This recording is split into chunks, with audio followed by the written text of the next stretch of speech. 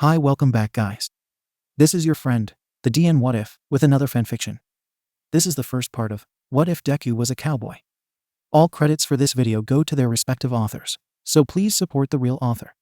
Check out the link in the description for more details, and go to the story link to say hi to the author.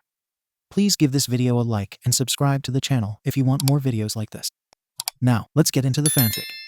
Two people are moving rapidly through a pass in a couple of mountains. One floats with fluffy tails floating behind them. The other is running a quick pace to their steps. We can't let them get away again. You mean her? She only calls herself they because of her twisted dream. The floating figure looks down at the one running and says, I suppose that is true. But you are one of the few who has been able to resist any attempts she has made to mess with minds. The one running smiles at that, and grips down tighter on their cowboy hat. Just as they are coming up to the summit, a pair of golems form from the rocks. The one running skids to a stop. Mirda, she just can't make it easy, can she? When one of the golems tries to smash the one on the ground, they jump back out of the way. As the moonlight passes through the clouds, you can see who they are. It is a young man with a leather cowboy hat on, a duster coat over a flannel and t-shirt, with black jeans and cowboy boots on his feet. His skin has an olive tone to it. The most striking feature is that he has yellow eyes. Before the golems strike again, one is blasted apart by the floating figure. It is a young woman with fox ears and four tails of a golden color. She is wearing a kimono that accentuates her body, without flaunting it. When the first golem puts itself back together, the man sees a myth on one of the rocks to the body, and another that has the same word on an arm. Aim for the first E, he shouts as he generates orbs of magic in his hands and launches a few at a golem. Once he's made an opening, he blasts the E, turning a myth into meth. The fox woman uses a bit of her fox fire to damage the other golem before stabbing the first E with a wakizashi she had in her obai. With that done, the two take to going up the pass again. And once they reach the top, they see her. A woman in a robe with wild blonde hair and a spell book in her hand. She turns back to see the two with fury in her blue eyes. Give it up, Morda. I've already stopped plenty of your other spells. And plenty of other overseers have crippled most of your plans. You may have been skilled, but we can stop you. With little trouble. Once he has said that, he creates a magic orb in each hand and aims it at her, while the fox readies 4 fox fire lights behind her and readies her blade. You're right. You and the other overseers have stood in our way. We cannot defeat you as we are. But I have a way to gather more weapons to fight against you all. A portal opens behind the woman while she smiles maniacally. This is only the beginning, she screams as she jumps in the portal. Maldita sea, you're not getting away that easy. The man runs after her, jumping into the portal. Yakaiodai. Well, I said I would be by his side for whatever came. The fox woman sighs and flies in after the man. After a flash of light, the two of them are flying through the portal behind the woman. The man takes a few shots at her while they are going. He manages to hit her, but she then fires back with a few blasts of magic. The two dodge most of them, but still get knocked back a bit. Where is she going? The fox says as she creates a barrier in front of the two. I don't know. I couldn't tell what type of spell she was using when she made that portal. Did you get a good look at it? The man asks the woman. She shrugs a bit and says, I could make out some kanji when she opened the portal. It only appeared for a second, but there was something like the kanji for Boku in it. Aside from that, I think she took a page out of your book, mixing and matching spells together in a way that somehow makes it stronger. The man grunts at that, and blocking another set of shots says, I guess it doesn't matter right away. We've got to catch her. We can't let whatever crazy ambition she has play out. Vamonos. The man tries to rush ahead in the portal tunnel. Before they could catch up more, the woman fired a large blast back at them. Both blocked the shot in time, but they were pushed back a ways. Then another bright light opened up on them. When the two had exited the tunnel, they were falling toward the ground at high speed. The fox was fine since she could float. The man, yeah, he was fine too. She saw him gliding down toward a pine grove. She followed behind him and landed. You okay? Yeah, I'm just worried. We exited the portal after her. Who knows how long she has been here? The two look out from the grove and see a city nearby. The woman speaks up first, saying, well, best place to check is the city. Though something feels off about this place. I can sense magic, but it's like it is far off. The man looks back to her before nodding. I agree. I tried connecting and contacting a few other overseers that should be in the area. But I'm getting nothing. It's like they don't exist. After walking a while, the two finally made it to town. When they got there, they were surprised to see multiple people with unusual appearances. There were some with horns, but that was all. A few with unusual skin tones. They both knew they were in America because everyone was speaking English, but none of the way people looked made sense. Okay, this is odd. It like we're in the collapse zones. But no one is sick. What's going on? The man questioned. To which the fox woman replied, I don't know, but I guess I don't really need to maintain my usual disguise. Once that was said, and making sure no one watched, she revealed her tails and ears. Usually, the two have to keep the fact she is a fox hidden.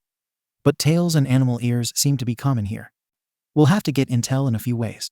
I'm gonna poke around a few places. Get a phone from this world. Can you check some of the areas there might be magic focused? The man suggests. The fox, on the other hand, says, Actually, do you mind if I look into things? And a new phone for myself. It's not like I stick out that much. If anything, you are more unusual. And besides, I can rarely show my true self in our world. Let me have this, please. When she finishes, she pulls out the best puppy dog eyes she can. To which he caves with a sigh. Hafna, all right. I'll check a few areas and see what I find. There's a cafe up the street a ways. We'll meet back up there. She nods and proceeds to ask for directions to the nearest electronics store. While she is getting info on the public space of this world, the man heads down a back alley and finds some of what he is looking for. There is a space here. But which group could be in this place? Doesn't feel right for dwarves or cyclops. Maybe. You're a long way from the ranch, Cowboy. The man is pulled from his musings by a voice. A large man with a scantily dressed woman and a smaller rat-looking man walks up to him. The other man isn't intimidated. I'm no looking for trouble, pal. Just was looking into something. The big man laughs and says, That's fine so long as you pay the fee for being here. Once he said that, he coats his arms in rock and takes an intimidating stance. When it becomes clear the man isn't going to pay, he takes a swing at him. To which the man sidesteps and punches the big guy in the groin. While Rockman is falling, he takes another weak swing at the cowboy. To which he catches his arm, twists it a bit, and stomps on his shoulder, dislocating it. With that done, the other two run off. Once he's done checking a few other places, he heads back to the cafe they discussed earlier. When he gets there, the fox girl is being hit on by multiple men and a few women. Sorry, but I'm waiting for someone. Oh, over here. When the other guys see the cowboy walking up, a few walk off. But one woman decides to try and intimidate the man off. She bulks up a bit with her muscle enhancement power, places her hand on his shoulder and says, Why don't you head back to the boondocks, hick? I'll show the lady some real fun. To which he responds with grabbing her thumb joint, twisting her arm a bit before placing his palm on her chest and blasting her 2 blocks away. Anybody else? The rest run after that. Once that is done, the two convene about what they've found. Apparently, those powers called quirks have become the norm for the world now, and a large portion of the population has them. In contrast, the man mentions having found a few magic spaces, but they are in a bit of disrepair. Unlike in their world, where the imagining of gods and similar mythic beings ended up either immortalizing them or creating spaces where gods or beings of myth reside. The awakening of quirks caused a weakening of all mythic beings. There's a few places that I scanned that had power. It's not the same, but it's there. The main ones are the Yucatan, Rome, Greece, Cairo, a few Norse countries, a couple scattered across China and India. But one of the strongest reactions was from Japan. Not sure why. When man said that, the fox perked up and realized what the reason why. It's probably due to this all-might person. When the cowboy asked who, she showed a video of the man. A blonde brick wall with a big smile who seemed to be insanely strong. Reminds me of our own super-powered brick house. Wonder how him and the genie are doing. Once he comes out of his thoughts, he asks why she thinks he had something to do with it. Because he's not only given them a reason to hope, but he's made it peaceful enough that people can look into old legends. Or are willing to tell old stories as well. America has always been a bit of an odd place for myths given its melting pot history. But with all these people with powers from possibly science or a disease. He raised his eyebrow at that. Sorry, internet conspiracies. My point is that they haven't had a reason to believe in more myths around the world as much. You remember what it was like after the collapse. The man has a stern look with hearing that, but moves on. Okay, so our next move is to go to Japan. Morda has more than likely set up there. And from what I've seen, she's got the possible weapons she needs. If she's had any time to take over people, or maybe work with someone on this side, she'll be even harder to fight. Agreed. Plus, it will be nice to see my homeland without having to worry about my mother haunting me every step. The man just rolls his eyes at that and pays the bill. Next up, Japan. I told you I had been sitting on these stories for a while. Just needed to decide how I was going to handle this one after dropping the Huntic one. But this story and characters are much different from that line, since I made them all myself. Hope you all like it. Yeah, so this is another story from my own comics. Just a different part of the same one my Justice series came from. You'll see what I've got in mind for this, and for my 2 characters' introduction to Izuku. So, on with the show. Izuku Puff. It was just another bad day for me. Ever since being labeled quirkless, everyone around me did whatever they could to push me down. Today was the worst though. After Kachin mocked my dreams again, he said the only way I would get a quirk was to die and hope for one in the next life. I still think I have a chance though. Yua has dropped the rule that a person needs a quirk to apply. I might just have a chance. Then I hear something gurgling behind me. A mass of sludge and slime comes out of the sewer pipe in the tunnel. Perfect. A medium-sized cloak to hide in. I run out into the sun a bit to get away. But the villain still grabs me. So, this is how it ends. Not today, kid. I hear a voice ring in my head. Next thing I know, there is a glow beneath me and the villain. Next thing I know, the villain is frozen. My mouth may still be covered, but at least I can breathe. You okay, kid? I hear a man say in what I English. I know a bit from heroes, especially All Might, but I'm not fluent. Oh right, you probably can't understand me. The character switches to Japanese. It's hard to put that in writing, so I'll just keep it straightforward, you good kid. I hear the man say in near fluent Japanese. There is an accent, but it's not too heavy. Maldita baba. Hold still. I'll bust the part around your mouth. And with a downward fist strike, he does just that. Thank you, sir. Who are you? I asked quietly. I am here to stop you, Vil. Oh, he's already stopped. All of a sudden, All Might comes out of sewer too. He looked like he was about to fight. But he calmed down when he saw the villain frozen in place. I'm guessing this young man was attacked and froze the villain in self-defense. I would never blame you for reacting, son, but be careful with your quirk. I wince at that statement, and both seem to take notice. I actually don't have a quirk. If it weren't for this man, I would probably be dead. All Might seems a bit surprised, though I'm not sure if it's my mentioning of no quirk or something else. That is when we both take a better look at my rescuer. He is probably from America with the way he dresses. He's wearing a leather cowboy hat, has blue jeans on, and with a belt that has a wide belt buckle. His shirt has a white and blue plaid pattern to it, and he's wearing a tan trench coat. He has dark brown hair with yellow eyes and a very tan skin complexion. I was close by and just stepped in. No big deal. All Might nods and says, I am impressed, and I would like to thank you for catching this one. I was chasing him earlier and lost track of him in the sewers. But still, you shouldn't use your quirk too liberally. The other man lets out a sighing grunt and says, I don't have a quirk, Bob. I don't work with something so stupid. This floors both of us. Me more so. Here I was just saved by someone who claims to not have a quirk, and yet he did something most would find impossible without one. So how were you able to stop him? I know I saw some sort of flash of light before the villain froze. So how did you do that? I asked, taking out my hero notebook. He looks down at it, his eyes widening a bit. I take it you've been attacked more than once because of the fact you don't have one of those worthless mutations. No point lying, kid. Between the singe on your clothes and the burns on that book, probably someone with a fire or similar based power. All Might seems shocked at this as well and looks at me. I am of course looking down and don't want to say anything. Son, even if you don't want to rat, or however you want to phrase it. This person out, please answer. Is this true? It's not the cowboy who is asking, but All Might with a severe though still grinning face. I can't really lie to my greatest hero, and the one who saved me. Especially since all of this has been building up inside me for a while. I start to cry a bit before telling them most everything. All Might looks down in disappointment. I suppose some of his mentality and fixation is my fault. He probably has only ever seen the fights I get into on TV. With how overwhelmingly strong I am, and people knowing I have been like that for years, he thinks he'll be the next me based on his power alone. The other man, though, has a look of rage on his face. This isn't on you, man. It's both the bullshit warped system of heroes you all have, as well as the fact that almost everyone with a quirk is a preening asshole who wants to play with their power. And don't deny some of that is true. How many of your so-called villains are really just stupid man and or woman children who want to just use their powers however they want? All Might coughs a bit and looks like he's about to say something, but he's having trouble getting it out. The cowboy rolls his eyes and says, "Oh, hold still," before setting his fist against All Might's side, with another bit of light gathering in his fist. It seems to do something to him, because he stands up with some extra pep and vigor.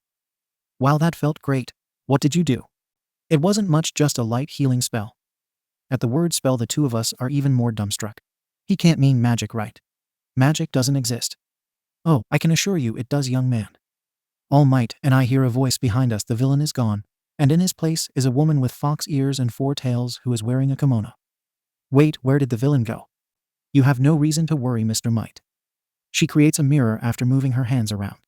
The reflection shows him sitting outside of the police station. I took the liberty to put that creature's frozen butt in, or at least close to jail. Before All Might can question the two of them more, the woman speaks up by saying, perhaps it would be better to talk about all of this later, and at a place where you can drop the act you are putting on.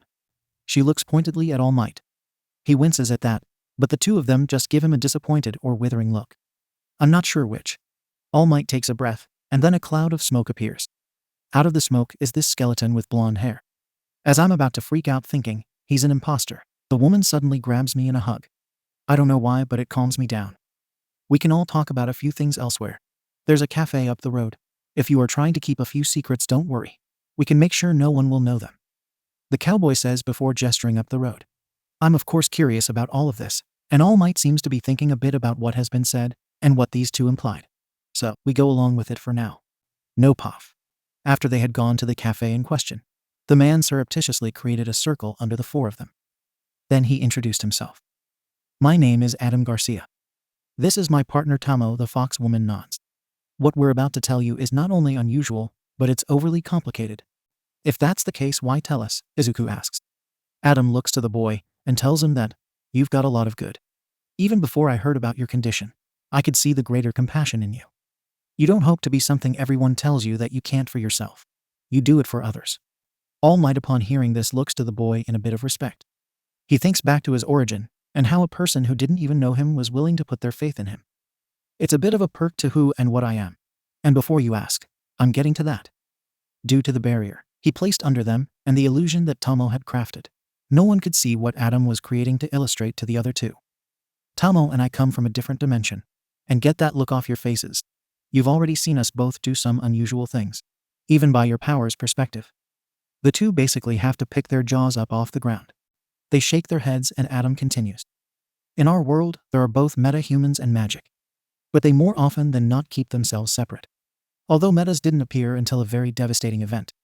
I won't get into full details, but much of the world as we knew it almost ended. All Might has a terrified look on his face. Is this like when quirks first awakened on our Earth? That isn't though where we come in. Though it did have its effects. In our world, there is an entity known as the Magus. It's their duty to maintain the balance of reality. Due to the sheer number of cultures on our world alone, multiple gods and other deities awakened, or were created from the collective consciousness. The Magus can't keep an eye on all of the day-to-day elements of these deities and similar. So, from ordinary people, or even from other magic users, they created the Overseers. At that, he creates shifts up a few images of humans and mythics, working together to act as police and magic crime enforcement. All of this just amazes Izuku more and more. These people, despite being like police, were almost like the heroes of their world.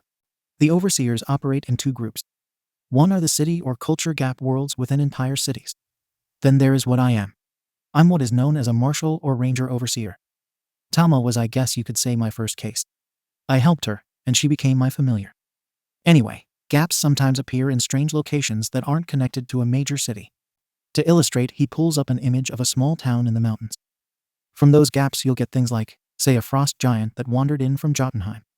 Or you could see one of a number of entities born from a deity or Izanagi. It's the job of the marshals to track down a cause of magic mayhem and stop it. Most try to avoid anything drastic, but there are people or entities who are going to fight no matter what. All Might, while still enthralled by all that he talked about, asked the big question. Why are you here then? The two shared a look before bringing up the image of a woman with blonde hair. We're trying to track down a very dangerous magical criminal and terrorist. In our world, she's guilty for the deaths of over 1,000 people. The two of us, as well as other overseers, have stopped her plans more than once.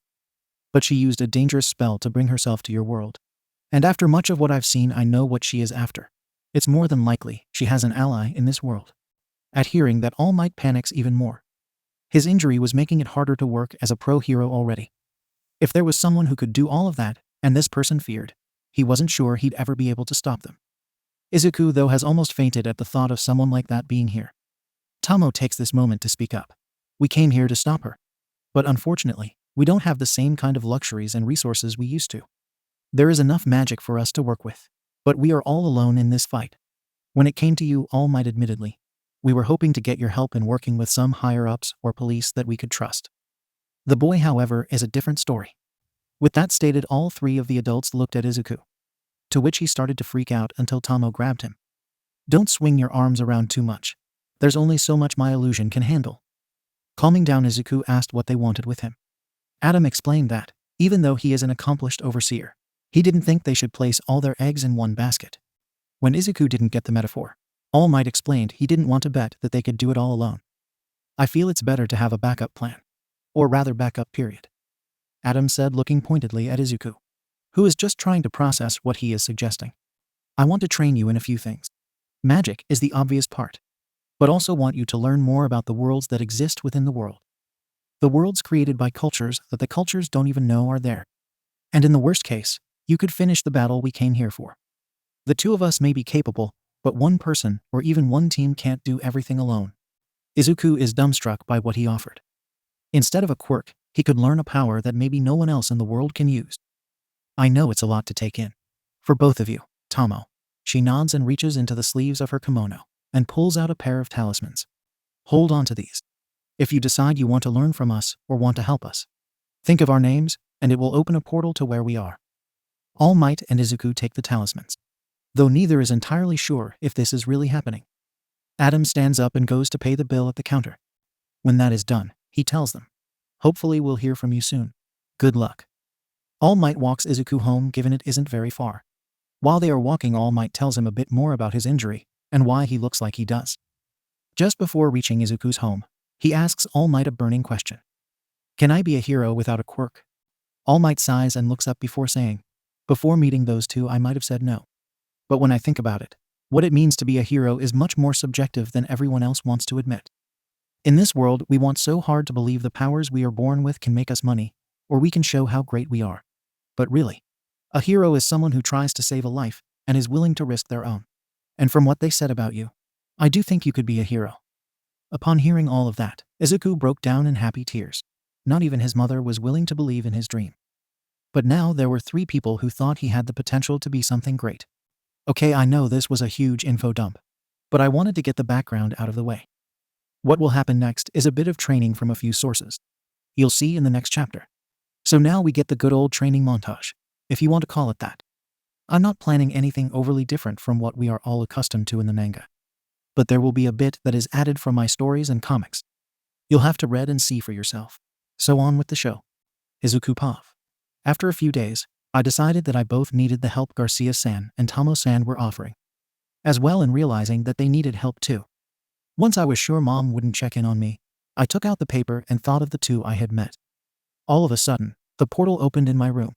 I stepped through and All Might was there as well. I guess we thought roughly the same thing at the same time. But still, this space we are in is incredible. It almost looks like everything should be floating, but there is still gravity. Then we hear the 2 call out, up here. Come on up, we can talk more with some food and drinks. They say to come up there, but I don't see a stairway to get up to them. All Might is about to buff up and jump us up there when Tomo-san shouts. This is more for Izuku, but you have to let go of what you think you know. Then you will find what you believe to be impossible is possible. I don't really know what she means by that, but I decide to take my chance. I run forward and jump with all my might. I'm sure that I will probably fall into whatever this void is, but if what she says is true, then I really need to let go of what is rational or realistic. And what do you know? It works. I'm actually floating towards where the 2 of them are situated, and at a comfortable pace. I have a little trouble landing, but not too much. All Might comes up right after, and is confused by the physics of this space we are all in. Like she said, you have to get things like rationality or logic, and even physics out of your mind to really understand what we can do. Now, let's get down to business. At that, the other 2 of us sit down to discuss matters with the overseers. All Might leads off with a few matters. No puff. First of all, I gave the description of the woman you told us about to a few that know about my condition. They have at least confirmed that she does pop up in a few places. But we can't track her. Even her physical description isn't that unusual for Japan anymore. I'm guessing in your world she might have been more of an easily identifiable face. But I have told them she is incredibly dangerous, and that they should not engage her. Just to pass the location to me for right now. The overseers nod in agreement at all of what All Might has said, noting that with this unusual world, most of her powers could be easily passed off as a quirk. And if she made connections with the right, or rather wrong, people, they could hide her with no problem. Second, both a good friend and a few others want to meet you too. Given the situation, it would be best if you could explain what is happening. Let alone that there is magic in our world. One of them was very interested at this idea of magic and superpowers that have nothing to do with the logic we tell ourselves every day. The two look at each other, seeming to mull over the possibility in their own minds. Actually, that is what they are doing. I know it has been a while since you've been home, but do think that sounds about right for this area. It's not like this place is anything like our world's version of Japan. Though it does have the same problem of obnoxious assholes who think they are heroes. At that thought, Adam sighs before thinking, not what I meant. Do you think that between the gap space here and the people who are administrating, we could have more to work with? Tomo puts her hand to her chin, contemplating the likely scenarios. Given what All Might has done for this version of my homeland, we could gain some support from the myriad of gods. And having the support of the trained beasts might be helpful as well. So are you two gonna actually talk to us more? Or are you just gonna keep sitting there with those looks that say you are talking to each other in your minds? All Might says with an annoyed look on his face. At that, the two overseers blush a bit before Adam says, sorry about that. It's more convenient when you are dealing with someone who you have to interrogate. But I guess it wouldn't hurt to have a few more know about what is going on. But we need to keep the circle small. Morta wouldn't have much trouble peeking into certain minds if she wanted to. And it's better if she doesn't know where we are. All Might nods to that and asks if they can meet with both the principal of UA, plus a few of the teachers, and the head of the Hero Commission. At the mention of the Hero Commission, both growl a bit. But that is when Izuku brings up the point about what he will do. I know I may have passed a bit of a test before, but I don't know how you two plan on teaching me magic. At that, all the adults in the room turn to him before realizing that they have been talking over him a lot. With a cough, All Might starts out. I'd actually like to help you train a bit too, young Midoriya. From what these two have said, you have great potential. Honestly, you have something in you I had forgotten after being at the top and everything for so long. It wouldn't be right if I didn't help mentor that potential as well. Izuku is just floored by this offer. The #1 hero is offering to help him train. Well, that might be better in the long term. While the two of us can teach you magic, I'm ashamed to admit it that I often forget to work out or similar at times. If he can train your body up, the two of us will work on your mind, magic, and spirit. We'll even take you to the Japanese gap space in Kyoto to get a better feel for what you will be learning. Adam says before Tomo coughs a bit. He gives her a look, and she proceeds to sigh, before admitting that she often uses magic to make sure she looks her best. And that she knows her way around a sword. But she sometimes forgets to practice. With those plans out of the way, the training begins the next day. All Might decides that the best place for Izuku to train is Dagaba Beach. The place had become a dump over the years from neglect, and people illegally dumping their trash there. Adam agrees that it would be the perfect place, and that it was far enough away that they can even practice magic with little interruption. They even create a space-time bubble a few times that accelerates the training even more. Over time, Izuku learns more of what they had meant that about thinking the impossible is possible. In many ways, magic simply requires a bit of imagination. An obvious part is picturing how a spell works in your mind before casting it. But even then, parts of that can vary from caster to caster. In Izuku's case, certain spells would have a green hue to them, even when he wasn't using a plant magic spell. But he eventually got a better handle on how to use magic. Many times, Tomo would cast illusions on Izuku. These were not for him to practice magic, but they could use the junk as dummies or golems for that. No, these were to test his mind. To help break in a few points that he may not be willing to accept. Thoughts like, not everyone can be saved, or even wants to be saved. It may be a bit harsh, but it is often a fact overseers and even heroes of his world have to deal with. While some might think this would break his spirit, and they aren't entirely wrong, it doesn't for Izuku. The main reason being that he has seen some of those truths already due to his quirklessness. But thanks to that, and all the other training, Izuku felt more ready than ever for the UA entrance exam. During the training time, Adam and Tomo met with the people All Might had suggested. At first, they had met at UA in the principal's office. But when it was clear that they didn't believe in what they had said, they took the meeting to their own space. While there, the heroes and the commission head were amazed at what they saw. Let alone when Adam just started walking onto a space where there was nothing but a void. The others thought he and Tomo might have flight or similar quirks, until they saw All Might follow them and be able to do the exact same thing. It was after this that the small, strange animal, who was the principal of UA, Nezu, decided to take his own leap of faith. He stepped forward, and even with his incredible mind chose to let go of reason and rational. And he was able to float forward as well. When the few others decided to try, they were more able to. except for one who had been trying to cancel out all of the irrational and insane things he saw. This was a scruffy-looking man named Aizawa Shota, also known as Eraserhead. When he couldn't stop what he was seeing, and a few of the others tried to talk him into it, he took his chance. However, his obsession with being rational, logical, and reason led to him falling into the void. Adam did manage to save him from falling for eternity, but he basically spent a while after that sitting in a corner rocking about wanting to cling to rationality. So, he was worthless as the talks proceeded. The commissioner had some good news to give the two from a different dimension. He could give them both hero licenses and special investigator authorization. This would allow them to operate, and no heroes or police would hassle them about their powers. And it would allow them to access police files and databases that most heroes wouldn't have access to. The two accepted, and were given their authorization. Mezu came forward with his own offer and statement. As All Might is going to be a teacher at UA, I fear this may give more reason to attack the students. I would like it if both of you would also come on board as instructors and some extra insurance. Aizawa snapped out of his stupor long enough to try and make a case for them not to be there at UA. But of course, he was ignored. The two thought about it, and conversed with each other mentally about the matter, which confused a few there until All Might explained. And Aizawa went to his corner again at the idea of multiple powers that he can't stop before they both agreed. With all of that out of the way and Aizawa looking to talk with Hound Dog for some therapy sessions, the heroes left, while the overseers prepared more for their roles as teachers, even more than they already were. Before you all say, I'm speeding up his training too much, the bubble parts would be more like, say, a small room where he can warm up for exercises or rest. That way he gets the warm-up done without needing to waste extra time. And when he's tired, he can recover faster in real time. So, it will speed it up. But it won't do much more than make the 10-month training a bit faster. More like he would have the whole place clean in 8 months. Also, if you want to compare to my Justice fanfic on the energy needed for the time bubbles, they don't have as much to worry about in this case. In that one, they were basically speeding up time in a large beach area, so it required more magic or energy than the area could provide. In this, they are only using small spaces, so pulling from the surrounding magic is no problem. Please review. I know not a lot of people may not be reading this, but I intend to keep up with it as best I can. But this and a few of my other stories may be on a bit of a break in the coming 2 weeks.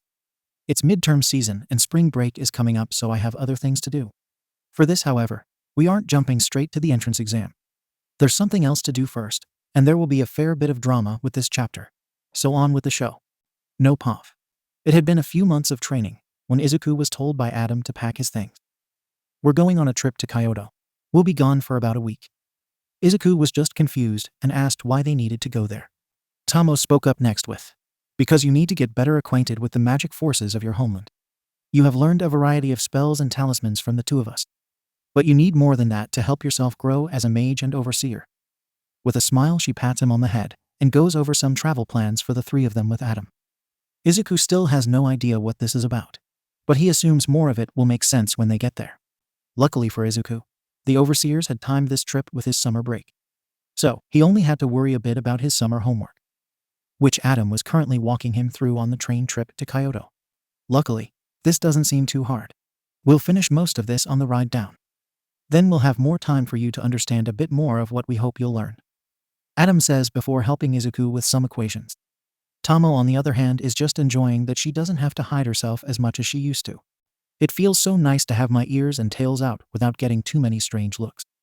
Between your style choices and my appearance, people often wondered if we were some sort of, well, maybe it's better not to say it in young company. Tomo says with a giggle. Adam, on the other hand, just facepalms, while Izuku is confused at what she is getting at. You'll understand when you are older, kid. Now you're on your own for the Japanese history. Or Tomo will go over it with you. At that, the three continue on to Kyoto in relative peace. Once they had reached the city, they checked into a hotel near the older parts of the town. Izuku decided to ask the big question on his mind. So what exactly do we gain by coming to this part and area of town? Sure, I sense more magic around here, but that can't be the real reason. The two overseers look at each other before Adam confirms his thoughts. You're right. It is more than just the fact that magic is stronger here. This place is a belief hotspot. Enough of the collective unconscious of humanity here in Japan has created a gap zone.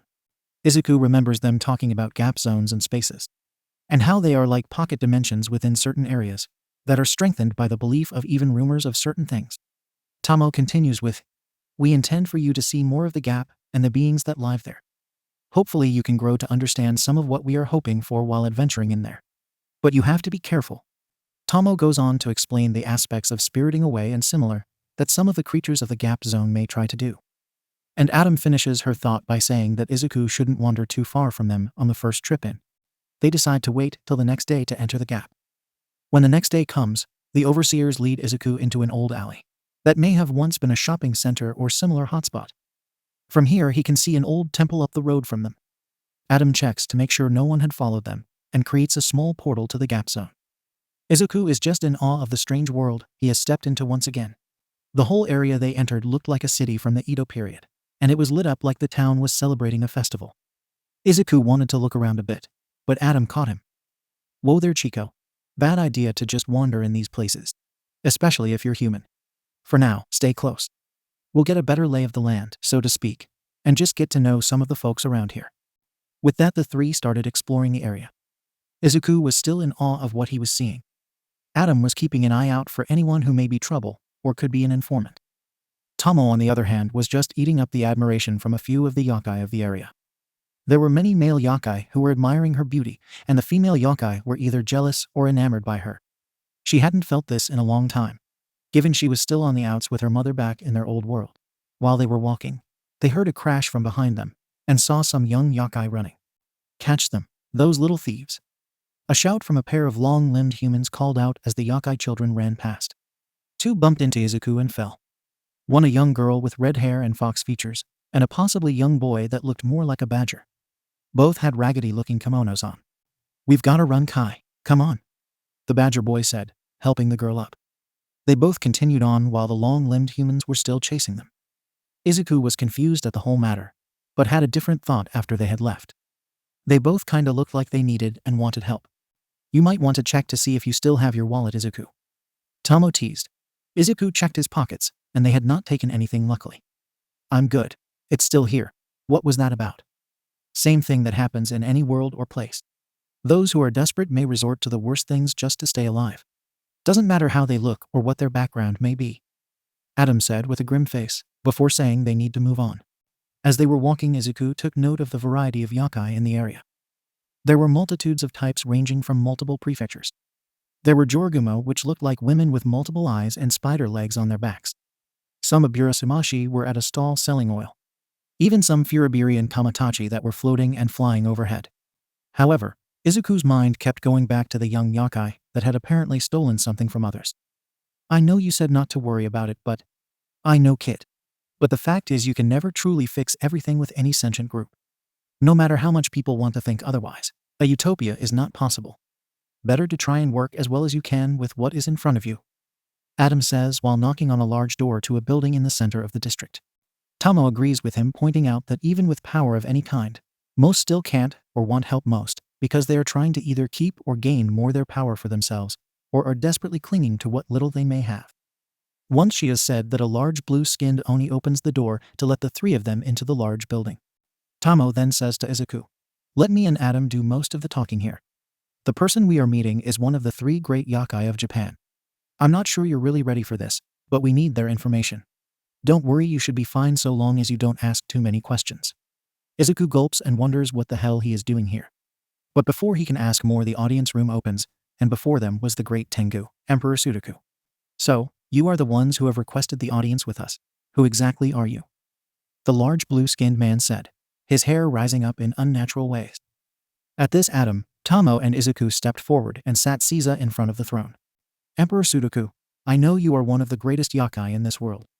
I need your aid to find a dangerous human. I know you do not think much of humanity now, and you think there is no one who could challenge you outside of the other three great yokai. I am here to tell you that this not remain a truth much longer. Adam says with calm and resolve. Sudoku at first seems insulted by the statement that a human thinks that someone could challenge his power. But then he remembers that others have usurped him before. Very well. We are willing to listen more. Who is it that believes they can challenge us? Sudoku says with a critical eye on Adam. Adam and Tomo go on to explain some of who they are, and who it is that could challenge his standing. At hearing what the Mad Mage Morta has committed in their world, Sudoku is more inclined to take them seriously. You make a fair point, and a good argument, human. We will allow you to have more information about our regions, if you are willing to do us a few favors. Sudoku says with an imposing look upon his face. Both Adam and Tomo sigh at this, but realize that they don't have many options. They agree and Sudoku allows them to explore his manor. Izuku is given a charm that signifies he is protected by Sudoku, so the staff and other yakai won't try to eat him. With that done, the overseers agree to speak with Sudoku more about matters that need to be done in his realm over the next week. The next few days Adam and Tomo were wandering around the gap space, dealing with certain matters as they could. Izuku, on the other hand, decided to explore more on his own. At one point, he bumped into the group of yakai kids again. "Hold it right there, you little rats. I know you stole something from my stand," an Apasha said coming up to them.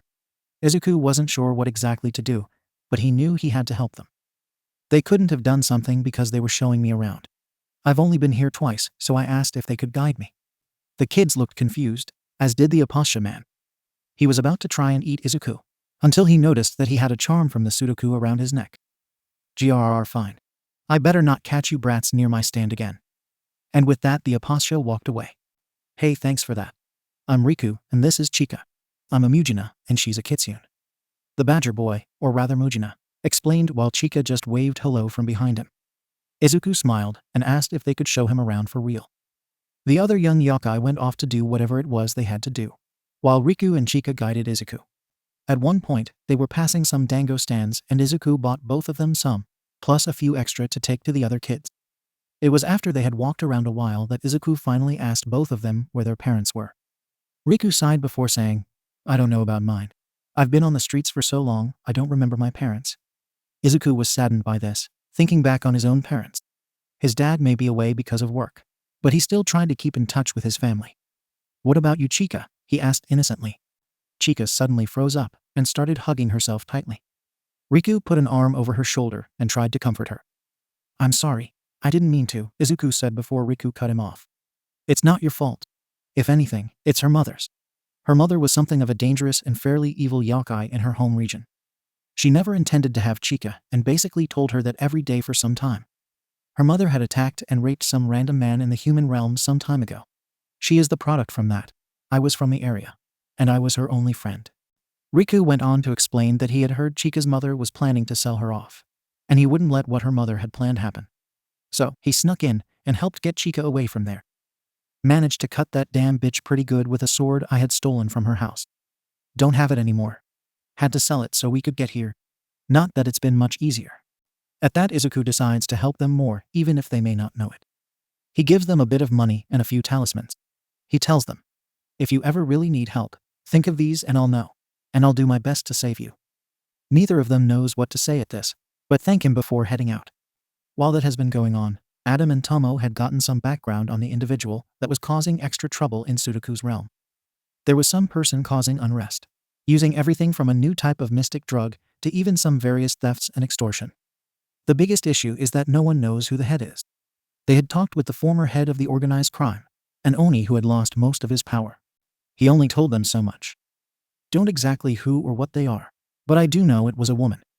Or whoever it was preferred a female form. They seemed to know every way I would fight. Any attack I threw their way missed. She had some sort of funny charm with her too. It didn't weaken her, but it weakened me and my men," the old Oni explained. Tomo asked if this individual was using his old headquarters. He said no, given she destroyed the house after taking him and his group down. He went on to explain that she had no respect for the old ways or for the old honor of the gangs. Before he could start on a rant, Adam stopped him and asked what the woman looked like. "Well, I can't tell you much, but she did have this strange covering over her eyes, and a necklace of coins for some reason." The two overseers looked at each other and nodded. They thanked the old Oni and gave him a few special kinds of liquor. "A good bottle of sake is nice, but some of these others smell nice too." "What are these?" "One's a whiskey from Ireland, one Caribbean rum, some vodka from outside of Moscow, and a bottle of wine from Italy. Should tide you over for a while," Adam says. The old Oni salutes them with a sakazuki as the two walk off. "Well, that gives us something to work with, but the question is who is trying to mess with Sudoku? And what's the point to all of these other matters?" Adam questions as they are heading to pick up Izuku. Tomo shakes her head before saying, "I think you're far too used to the maniacal and scheming types we usually deal with. This is more than likely a yakai following its nature more than anything. But they are being extra aggressive about certain matters." When they find Izuku, he tells them about exploring around the shopping areas among other things. After 2 more days there, it is getting close to the time to leave, and the overseers haven't made much progress. Whoever is causing a mess is here somewhere. But we keep coming up dry on the leads. ¿Qué diablos está después de? Adam asks while pacing back and forth in their hotel room. Tomo is in no better spot, drinking 3 cups of coffee while reviewing notes. They both are wishing that they had some city overseers to work with. If only we had the help of the Kyoto branch back home, they could put more of this together. Tomo complains. Izuku had helped a bit with noting that there seemed to be someone behind, even the street kids and the like. Saying, maybe they're recruiting young or something. It worked with you too. But even that had turned up dry when some of the kids disappeared. It was the day before they were planning to head back that Izuku felt his talismans light up and create a portal for him to follow. He jumped through without hesitation and found Chika and Riku badly injured. Just then an attack came from nowhere, and he created a shield to protect them and a few of the other kids. "What are you doing here?" Chika asked in a scared voice. To which Izuku responded, "I'm here to save you, and I will save you. I'll leave it at that for now.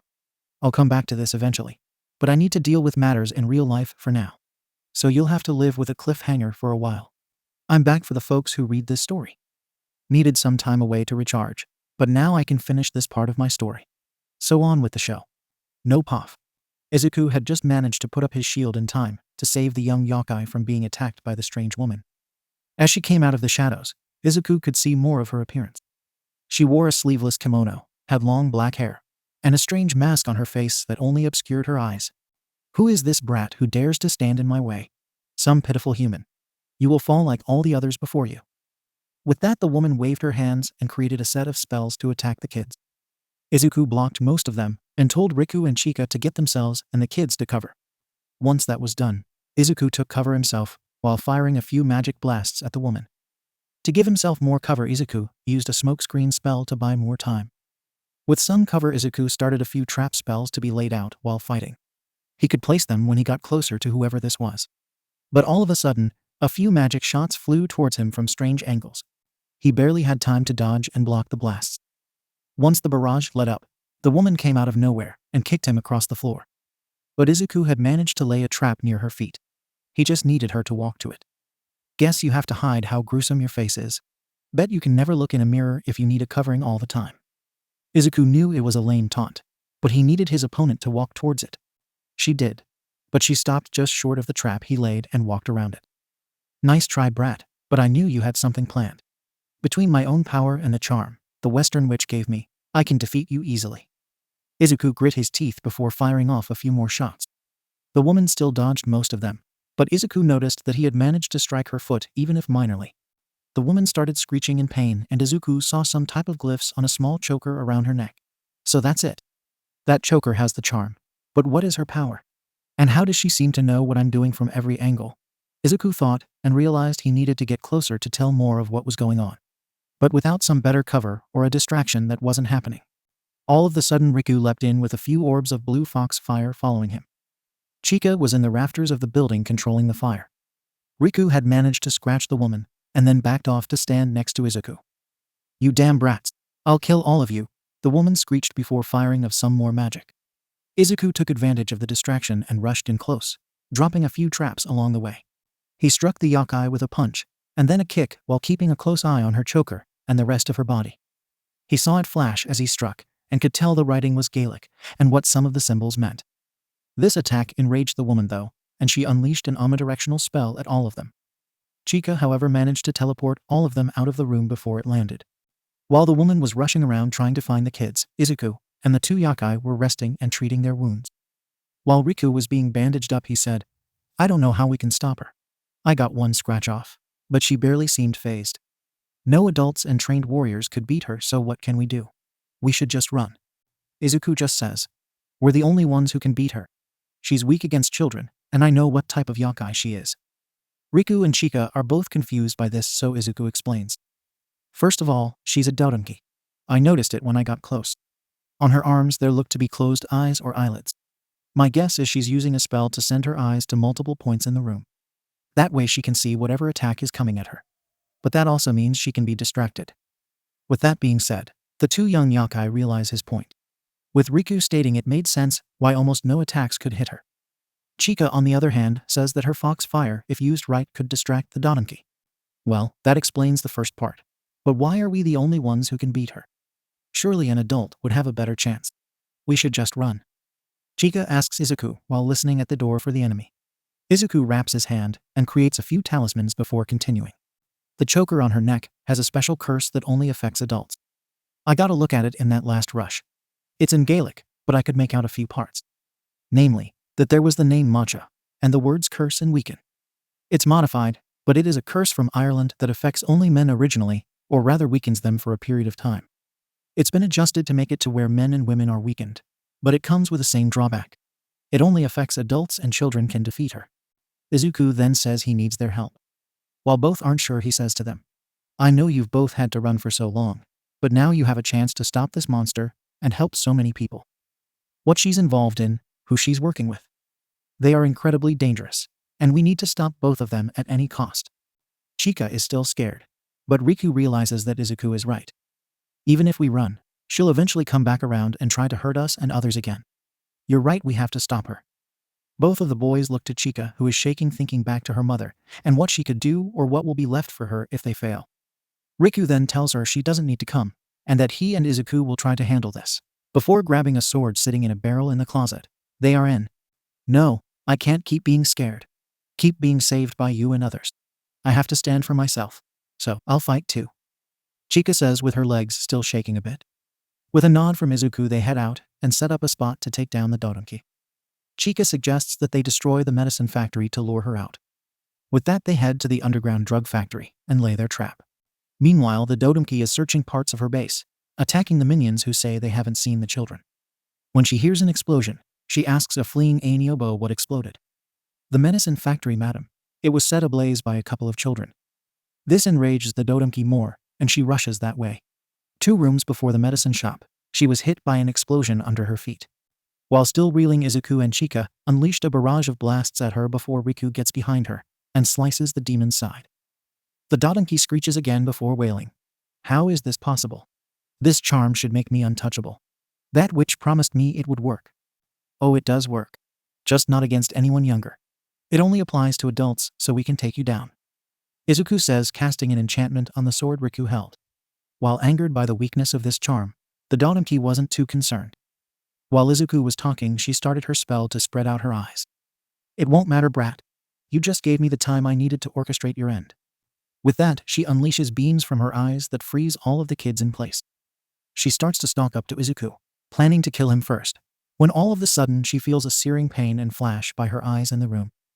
The Chika that she thought she had frozen was just an illusion. And then Chika created discrete fox fire lights next to each of the eyes she had seen.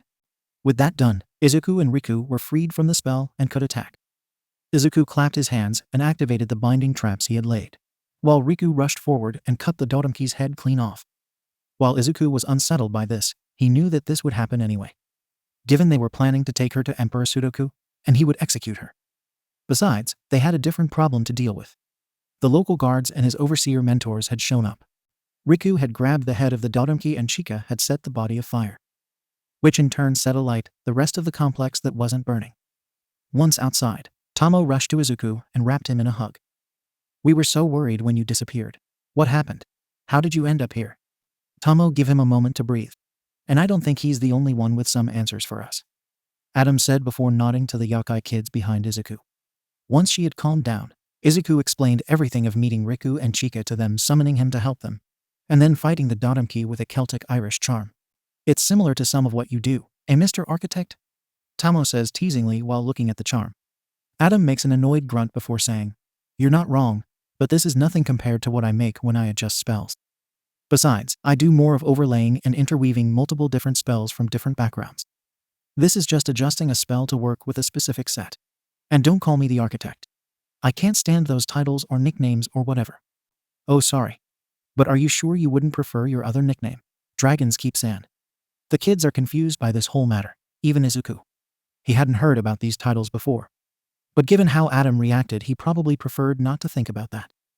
Once they were done, and a few of the other members had been arrested, Adam and Tamo offered to let Riku and Chika stay at their hotel room for the night.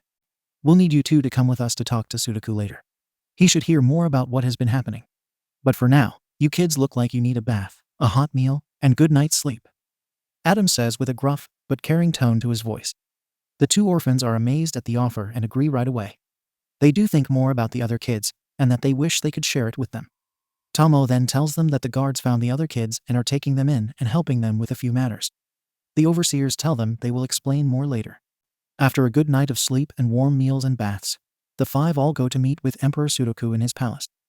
Chika and Riku were given nice new kimonos from Tomo, and Adam had specially adjusted the sword Riku had used so it could grow with him. It had been a bit unwieldy during the fight with the doamy, but now it fit him better. So, these are the young ones who defeated the threat to our realm? Sudoku asks while looking down from his throne. Adam then responds saying, "Indeed, your majesty."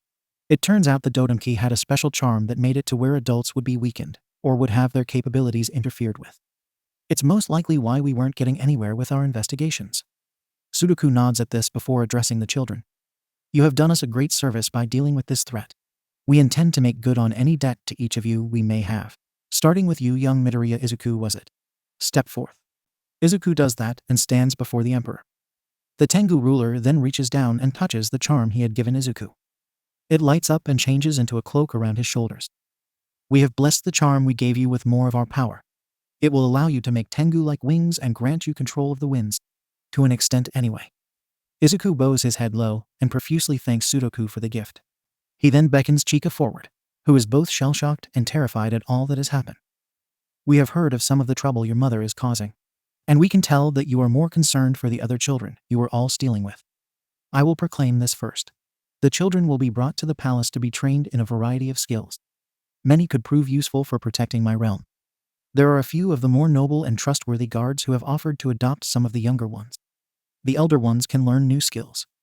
Chika and Riku are amazed that the great Tengu would offer to take care of or watch over orphans, but they're both happy to hear that. For you though, child, take this. Sudoku waves his hand and summons a Tanto and Miko's prey bells. He then hands them to Chika saying, the Tanto can only be drawn by you, and the bells will both keep your mother away and strengthen your spells. May you use it well. At this, Chika prostrates herself and thanks Sudoku for the gifts. When he calls Riku up, he comments, you have a blade already, but a good warrior needs armor as well. With a snap of his fingers, a set of armor appears in front of Riku. It then floats to him, putting itself on the boy. Much like your sword, this armor will adjust as you need it. It can even change to a shape allowing for more covert combat and strikes. It also has protection from most elemental forces. With this, Riku bows as well, thanking the Tengu ruler. With this done, Adam and Tomo both apologize for not being able to aid him as they had planned. Sudoku just laughs and says, it is not your fault that the enemy had a way to counter anything you could do. Besides, by bringing this boy, you were able to fulfill what we had agreed on. We will provide a bit more information and keep a watch on matters that may involve this dangerous entity. You have our word. At that, all five of them bow and leave the audience chamber of the palace. Once they are all outside, Izuku asks what Riku and Chika plan to do. If it's not too much trouble, Izuku, I'd like to come along with you. Riku says, with Chika agreeing with him. By meeting you, we gained a bit more hope, and even a chance to do a lot of good. We probably wouldn't be alive if it wasn't for you. Would you be willing to take us? Izuku is stunned, but snaps out of it when Adam pats him on the back. This isn't too different from when Tomo and I met. I gave her hope and a chance for something new. And maybe that's enough. She'll teach them a few things with it, like staying out of sight close to you. Might be a good idea for now. Izuku looks at his two mentors and back to the two young yakai he inspired. And with a smile, he says, okay, I'd be glad to have you two as partners. Or rather, familiars. At that, the two young yakai break into big smiles and Chika jumps at Izuku and hugs him. With their plans set and their job done, the overseers and their young students head back to Mustafa. That took a while, but I'm glad I got it done. Review if you like the story. To MBS, I did this version for a bit of an esoteric reason. The reason Adam is an adult is because that is his age in the comic stories I wrote for him and a few other overseer characters I created. I'm using this medium to see what people think of my custom characters. Also, I was using a modified version of the Curse of Matcha from the Tain Bo Qilinch. I learned about the story while working over in Roscommon excavating some ruins. And in it, the curse makes it to where the men of Ulster will suffer labor pains for months. And the only one who can defend the lands was the teenage hero Ku Chulhae. Look him up in Smite if you want a short version of his story and power. But that is enough expositing. On with the show. Izuku Puff. When we got back home, Mom was a bit confused by the two extra members who came with us. though at seeing Chika hide away from her behind me, she was a bit more sympathetic. Alright, how about you explain what is going on over dinner? We're having katsudon. That gets me extra excited, and Riku was interested too. He had never had a home-cooked meal, so this would be a new experience for him. After dinner, with both Riku and Chika being happily stuffed, I told Mom about what had happened in Kyoto. When she heard about what both of my familiars had been through, she started to cry. She rushed over to both of them and wrapped them in as warm of a hug as she could manage. Riku again was confused, but eventually relaxed into the embrace. Chika was scared at first, as her mother had faked such warm moments just to hurt her. But this time, there was no pain to follow. Instead, she only felt the warmth from my mom. So, she started crying. But I knew these were probably happy tears, because she finally felt some more genuine care. Once all the explanations were given, Mom said that both of them were more than welcome to stay in their home as long as possible. You can even call me Mom as well. You don't look too far off from Izuku's age, so I don't mind thinking of you as some extra children. With that, Mom sets them up in the extra room in our apartment. They don't have much for personal items, but we could get them something later. For the next couple of months, we all continued to train. All Might had been healed and restored to full strength thanks to the spell work of Garcia-san and Tomo-san. Now I don't have to worry about running out of time anymore. Thank you, both of you. All Might said with a happy look on his face. He then gave both Garcia-san and Tomo-san their licenses and detective certificates, so they could look into finding that mortal woman. If what happened in that gap world in Kyoto is correct, then we have much greater concerns than we thought. If she is making charms to weaken adult heroes, then we'll have to rely more and more on the students at UA. HanBaron, Rilajato. She probably won't use the same spell, or curse as it were. She's got a good bad habit of not returning to most plans or reusing the same big spell after it has failed or been used. Not sure why. Garcia-san explained during a break with my training at Dagaba Beach. Speaking of, All Might was interested in my two familiars, and while he gave Chika some space, after hearing what she had been through, he put Riku through the ringer, training him in combat. Even with the sword he had, Riku couldn't even scratch All Might. And with as impressive as the armor he had was, All Might could still hurt him through it. Now I see why Izuku and everyone is so impressed with you. You might just be a match for some of the strongest yakai out there, Riku said after their first sparring session.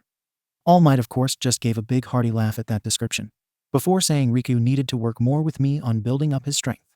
In the last couple of months, leading up to the UA entrance exam, Katsuki had tried to intimidate me and push me down so I wouldn't take the test. Every time, though, he got tripped up or ended up with part of his uniform burning. Chika and Riku had learned from Tomo-san on how to turn invisible and intangible in others' presence. They both despised Katsuki, but I told them not to do too much to mess with him. As we were heading toward the UA exam site, he again tried to insult me. And yet again, he wound up face first on the ground. He'll never learn. And apparently, I'm still way too clumsy too. Just as I'm sure Chika and Riku are going to try and catch me, I feel myself floating. Man, that was close. Sorry for using my quirk on you, but you looked like you needed help. I turn and see a cute girl with a permanent bush on her face smiling at me. Yeah, thanks. Can you let me down now? I say, stammering a little. She just gives a surprised oh and brings her hands together. When she does, I feel myself float back to the ground. Well, good luck on the exam. You too, I say to her. As I'm walking in, Riku is enjoying teasing me about the girl who saved me. Chika is laughing a bit, but doesn't say anything to tease. Once the written portion of the test is done, it is time for the practical side of the hero exam. And while I want to geek out about seeing Present Mike giving the explanation of the enemies and the objective of the exam, I keep my cool for the most part. When a taller participant speaks up next, I start thinking more about the exam and what more of the focus is about. I vaguely hear him try to call me out since I'm lightly vocalizing my thoughts, but that changes as soon as the taller boy's pants drop. While the rest of the auditorium is laughing at his misfortune, I know who is behind it. Chika. That was mostly unnecessary. It was funny. But don't do that too often. Okay. I was just mad at what he said about you, she says in my mind while the tall boy is pulling his pants up. Mike then explains. The last robot is more of an obstacle than a villain. You won't gain any points by taking it down. So then, each of you should have your exam site cards. I only have one last thing to say to you all. Break a leg out there and go beyond. Plus, Ultra. With that said, I check my card and see I'm at Site 2. As we on the way, I put together a base plan with Chika and Riku. I'll launch into the site as fast as I can with enhancement magic. Once we're in a ways, you two appear and take out what robots you can. Let's do this as efficient as possible. With an affirmative from both of them, we get ready with each piece of gear. Chika draws her bells and tanto. Riku prepares his sword and armor. And once I've stepped outside of the bus, I activate the cloak I got from Emperor Sudoku. That action surprises a few people, and they start questioning what my quirk could be. As I'm passing by the girl who helped me before the exam, I wish her good luck and surreptitiously plant a little charm on her. Just in case. Now then, time for the practical. No puff. While most were still psyching themselves up, Present Mike shouted over the intercoms, "Go," as the doors opened. Most of the applicants were surprised, but Izuku and his familiars were the first to rush in. "What are you waiting for? There's no countdown in real life. Move it." And with that, the rest of the applicants start into the faux city. After Izuku spots the first robot to attack, he rushes in and blasts it up close with some impact spells. Once that is done, Chika and Riku take off in different directions. Chika takes to the air, floating and unleashing some fox fire. Riku, on the other hand, sticks to the ground and cuts down 3 robots in a single go. "Okay, what's with these 2 kids? They came out of nowhere," Midnight says while watching the Second Sight's video feed. Most of the teachers are confused. Even Nezu. That is when All Might speaks up. "I know them. They are both true yokai. And they are the familiars of one of our applicants." All of them are shocked at the revelation. But Nezu feels a bit better given he hadn't put most of who they were together. That applicant wouldn't happen to be the student of Garcia and Tamo. Would they? Aizawa says with an annoyed tone to his voice. He still hadn't gotten over the fact that destroyed his perception of what was rational in the world. With All Might's acknowledgement, this made the rest of the teachers curious. And I brought a different matter into question. We should count their robot takedowns as the applicants. It is fair. They are an extension of that person's power. But for now, we need to give the real test to these students, Nezu said before nodding to Power Loader. The support-focused hero nodded and pressed the big red button before him. Izuku had managed to take out a fair number of robots on his own. His rough total for himself, he figured, was around 25 to 30 points. From what Chika and Riku had reported, they too had taken out enough for a total of 40 or so points. It was at this point that they all felt a rumbling beneath their feet. While some of the applicants were thinking it was just an earthquake, Izuku had a good feeling on what it actually was, and Chika confirmed his suspicions. "There is a huge robot heading towards all of you. You need to run now," she shouted to Izuku's mind. He quickly unfurled the cloak on his back and took to the air to see the opponent better. The huge robot crashed through a building and was heading towards the other applicants. Riku, on the other hand, had a different report. "Izuku, that girl from the start is in trouble." At hearing that, Izuku turned and flew as fast as he could toward the 0-pointer. The charm he put on her gave him an idea on her position, and it would help if he couldn't get there right away. "Oh, my leg," Ochako said with some debris pinning her ankle. She looked up and could see the robot's large fist coming down toward her. Right as it was about to impact, though, a barrier appeared around her, stopping the attack. Just after that, Riku appeared out of nowhere and lifted the debris off of her. "Are you okay?" he shouted to her. While she was confused at the strange-eared boy, she was able to respond with a nod. But before Riku could help her get away, the 0-pointer robot went in for another attack. Riku tried to cover up Ochako's body with his own, but knew it wouldn't be enough. Thankfully, though, Izuku made it in time. He flew in and stopped the punch with a strong magic barrier. The while the robot was reeling, he clapped his hands together and formed a variety of spells with a wave. Once ready, he crossed his hands and snapped his fingers. With that snap, a barrage of multiple elemental and magical blasts were unleashed on the robot. After the magic had run its course, there was nothing left of the 0-pointer but the tank treads on the ground. This shocked not just Riku, Chika, and Ochako, but also the teacher who were observing. With that done, Izuku flew down to Ochako and Riku to check on them. "Great job, Riku. You did just like a hero would." Riku smiled and just said, "I just did what I thought you would do, like when you saved us." With that, Riku disappears from sight, leaving Ochako very confused on what is going on. "Let's get you back to the entrance." "Sorry, but I'm not good enough at healing magic yet to fix your ankle," Izuku said before picking Ochako up bridal style and creating his black wings from his cloak. Ochako was blushing quite a bit now, and was even more confused when a girl with fox ears and tails flew up to meet them. And then after a short conversation, the girl also disappeared. Recovery Girl was intrigued by Izuku given what she had seen in the observation room, and now with helping the girl. "Are there others who are missing? I can go look for them," Izuku offered, and Recovery Girl smiled a bit more before saying, "Don't you worry, Sunny. We've found everyone. You can relax your wing quirk." As Izuku is putting Ochako down, he then says, with a little bit of pride, I don't actually have a quirk, and as for this.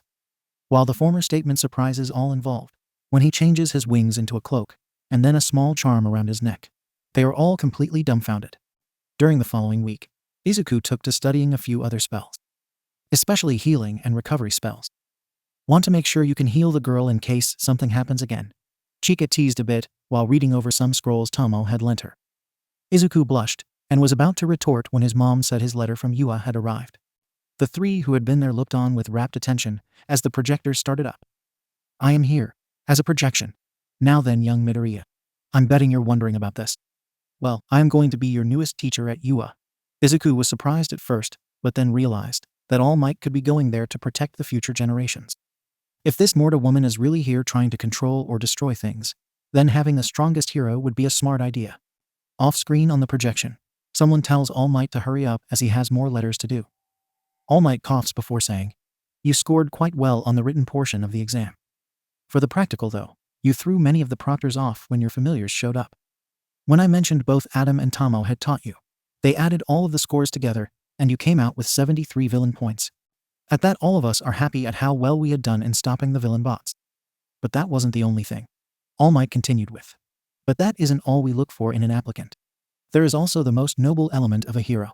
The spirit of self-sacrifice. Both you and young Riku showed this when you stood to face the 0-point robot. And we caught on the cameras that you had been the one to inspire Riku in the first place. The images of that are shown on the projection, and both of the boys smile a bit brighter. How could we deny such exceptional spirit and capabilities? The answer is, we can't. And that is where the second part of the exam comes in. And that is, rescue points. And as such you have been awarded 70 rescue points. At this Izuku just starts to cry a bit before All Might makes his final statement. Come young Midoriya. This is your hero academia. While Izuku was dealing with getting into Yua, Adam and Tomo were going about their own investigation. Adam had taken to setting up some minor places in other countries where a few magic beings could help with protecting and saving humans and magical beings. His latest had him in the Yucatan helping a few creatures from Saibalba. Bueno. This should get you guys started, he said to a few Alux wandering around. One was even riding on the shoulders of a Nahul, putting up a few decorative talismans. What Adam was hoping this could do was that in a few of these regions, the offices or however you want to call them could find promising people with the potential for magic. Then they could act as overseers and could start setting up support to stop Morta, or any other dangerous entity. With some luck, this would be the case. You should have a few things to help all of you in case that Sipictil shows up again. Well, buena suerte, Adam said as he created a portal to take him back to Japan. The portal opened at Dagaba Beach, and he and Tomo were surprised to see both All Might and Izuku there. Ah, good to see you too. I was just congratulating young Midoriya here on his acceptance to Yua. He and the other two made quite the showing. Adam just gave Izuku a proud smile, while Tomo took the time to give Izuku and his familiars a big hug, which made the boys blush a bit and made Chika a bit jealous. When All Might asked where the two had been during the week, Tomo explained the situation. We've been going to a few places and helping mythics in creating, well, small overseer offices. Even if Morta is focused and working in Japan primarily, that doesn't mean she won't be elsewhere. Better to have some minor backup. Plus, the ones we've been helping have agreed to be on the lookout for those with magic potential. All Might nodded, seeing this as a good thing. Izuku though was wondering if they would forget about him with training others. Don't worry, Chico. They'll be taught by the local groups more than us. We have a bigger focus and priority right now, Adam said with an endearing look on his face. This made Izuku smile and nod, saying that he'll make them all proud. With Riku and Chika promising the same. I'll be honest, I may not use my ox much because they are supposed to be teachers here. But they will have a role in the future events. Namely some of the biggest points to the arcs. So please review on what you think of the story. Constructive criticism is appreciated. Sorry to those who were waiting, but I had other matters that demanded my attention. That, and I wanted to finish the sports festival arc in justice, so. Yeah, that. And now I'm building the basics for at least 2 new stories and a possible branch off for my Hunter's story. Probably not going to do that right away. But now I can focus a bit on this story. So on with the show. No puff. Izuku, do you have your handkerchief? And Chika dear, do you have what you need for the day? Yeah mom, and don't worry, Izuku said as he was dressed in his UA school uniform with his familiars off to either side. Riku was the first to respond, saying, he's right. We got all the gear we need for today. And we'll probably be staying invisible the whole time. So, nothing to worry about there. Chika chuckled while putting on her geta and checking her prayer beads and bells over. Inko decided to do something extra for the two familiars though. Hold on you two. Izuku, I know you will want to have a meal at Ua, but I want your partners to have something special, she said as she walked up to them and handed each a homemade lunch. Neither of the yakai were sure what to expect, but they were both happy to receive the gift. Izuku just smiled before saying they all needed to go. But Inko stopped him one last time before saying, "You look really cool, honey." She said this with a big smile on her face, one that her son mirrored. After a quick train ride, Izuku stood in front of the leading institute for teaching heroics in Japan. "Good to see you, Chico," the green-haired teen heard from behind him. He turned and saw his two teachers walking up. Adam had a bit more of a tan compared to the last time Izuku saw him, and had swapped for a lighter and shorter trench coat compared to his usual. Tamo, on the other hand, had taken to wearing her kimono in a more proper manner. Rather than show her cleavage off and the shoulders draping a bit, she wore it up.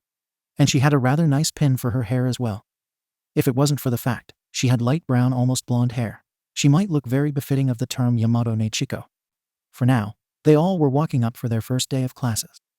Izuku was placed in class 1 while Adam and Tamo were supposed to be new hero investigation and response teachers. To be honest, I'm betting Nezu made up what we'd be teaching.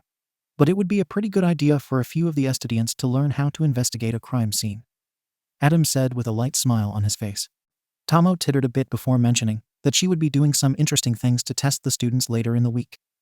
Izuku said goodbye to his magic teachers and headed for his classroom.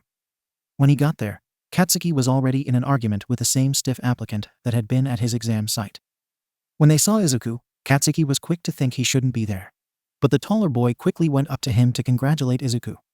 "You understood a hidden element about the practical, didn't you?" The boy, Ida Tenya as he had told Izuku, asked. But Izuku just chuckled and shook his head. "No.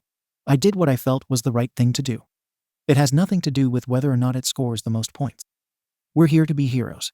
And that means we put the lives of others first in as many cases as we can." After saying that, most of his classmates had enamored and impressed looks on their faces, with one red-haired student calling out, "Manly," at hearing Izuku's speech. Wow, that's a cool way to say it. Izuku hears behind himself. So, he turns and sees the cute girl from the exam standing there with her permanent blush. "Hey, I was wondering, where's Riku? And that other girl who you talked to?" The girl asked after introducing herself as Uraraka Ochako. Chika was wanting to tease Izuku a bit, but Riku interrupted those thoughts by mentioning a matter. "Hey Izuku, there's some, like big yellow caterpillar that is heading your way." Izuku was confused by that, but quickly said, "We might want to sit and quiet down. There's someone here who has business with us." At saying that, most of them quiet down, but mostly because they are confused. "So you noticed me and tried to calm everyone down. Not bad. Shows you're more rational than I would think." All the students hear and see a man in a yellow sleeping bag in front of the door to the classroom. Once he gets out of said bag, he introduces himself as Aizawa Shota, their homeroom teacher. "Is this guy for real right now?" Chika asks telepathically. Riku is thinking much the same, but Izuku on the other hand has an idea on what could happen next. "Now then, get your pea clothes and meet me outside. We're going to have a little test." While most of the students, and even the familiars, are confused, Izuku's suspicion is confirmed. He's going to test if those of us in this class have what it takes to be heroes.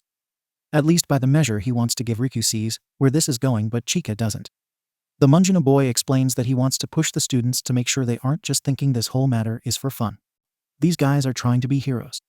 That means going into danger and being put in situations that they may not be ready for. He's going to try and weed out who can't hack it.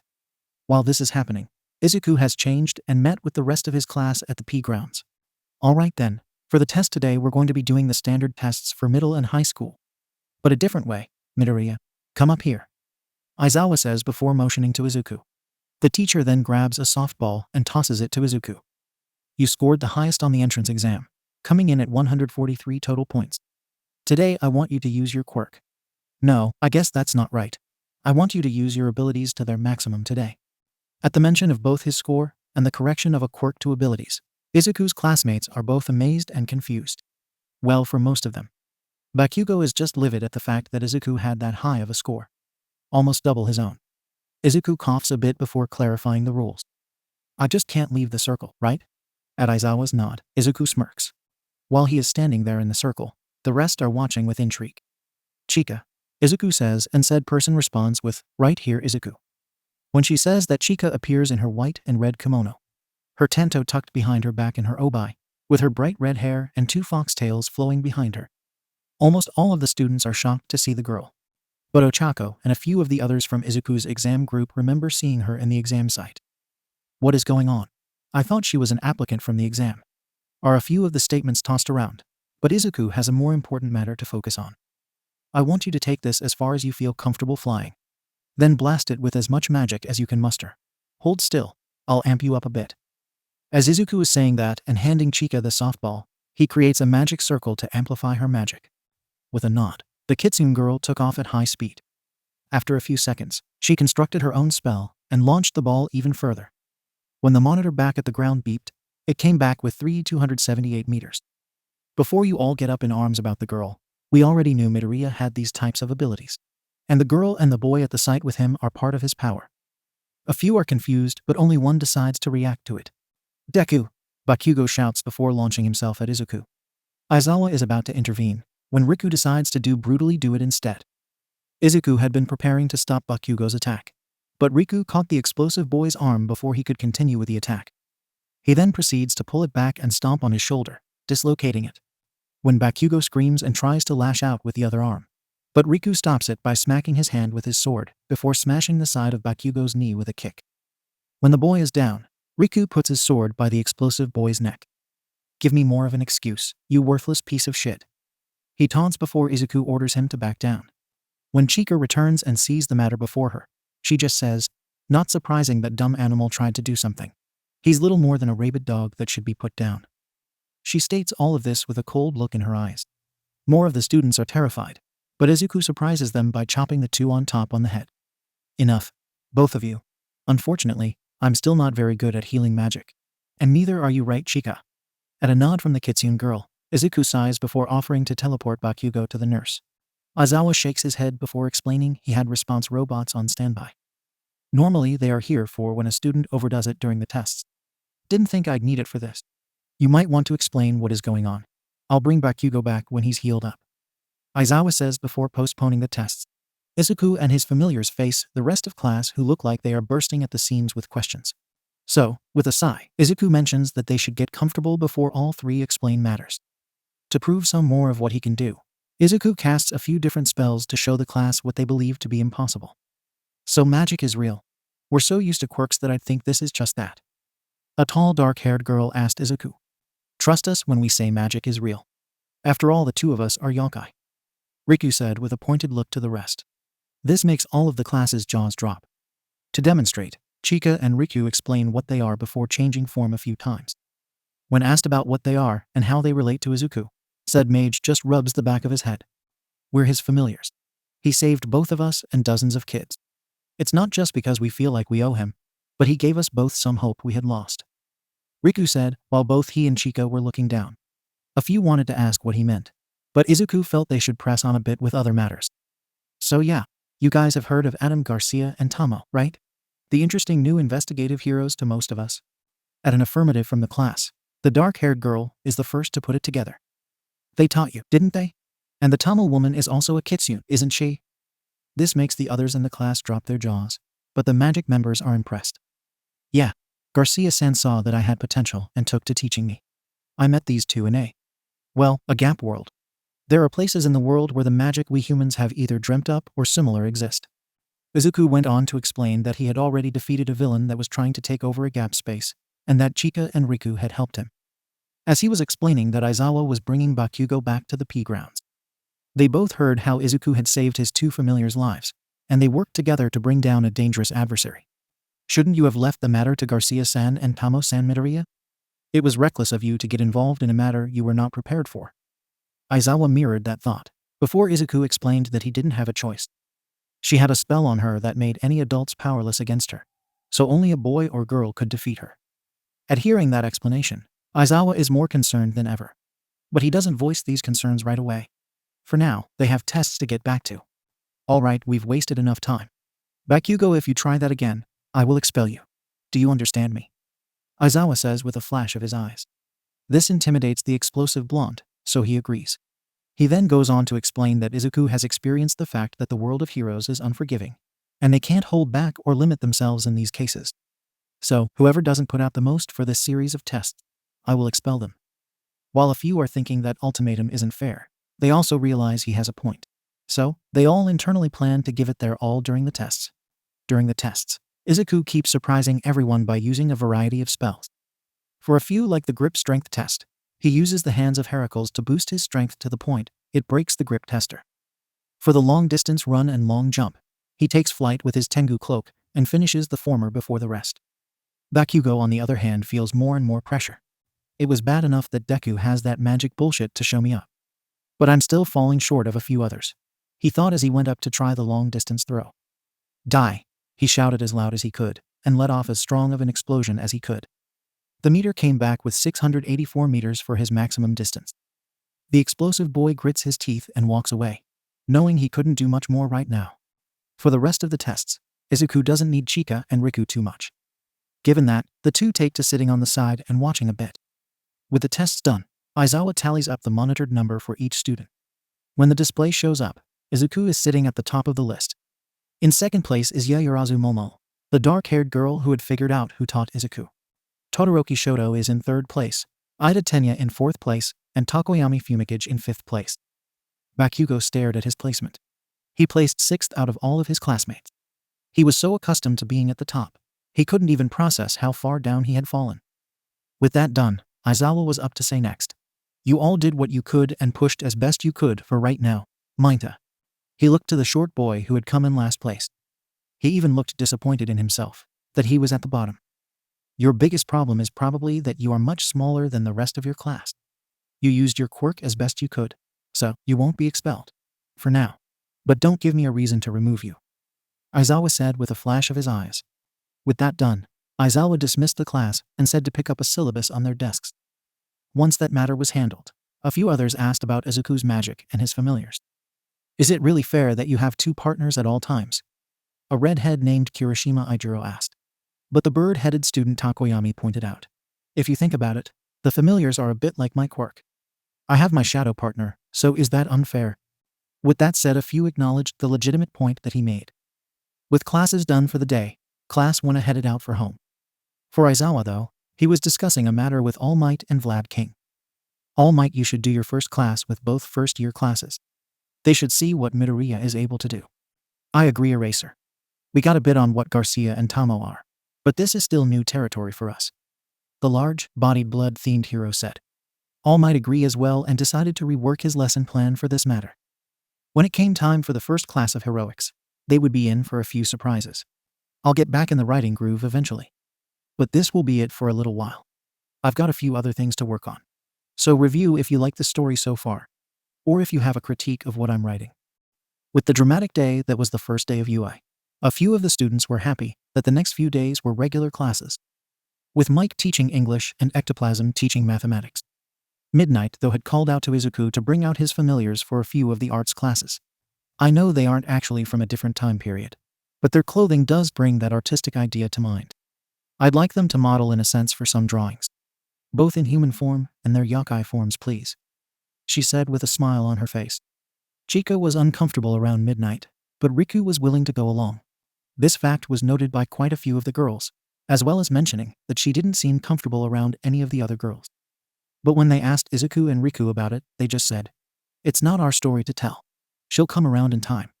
But let's just say more women have hurt her than any man could. All of the students were confused by that.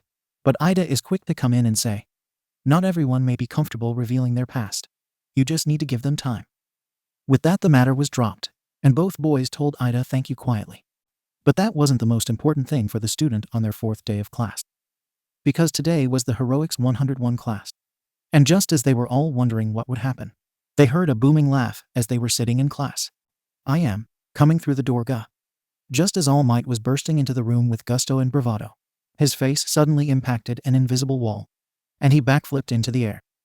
Amigo, you need to lay off the spectacle when it comes to this, Adam says while holding out his hand with a magic circle surrounding it. Tomo, on the other hand, is tittering behind her partner. Once All Might has regained his composure, he stands and gives the rundown of what he and the mystic duo are there for. As you may have surmised, students, I am your new Heroics 101 instructor. And the two next to me will be instructing in a few other ways.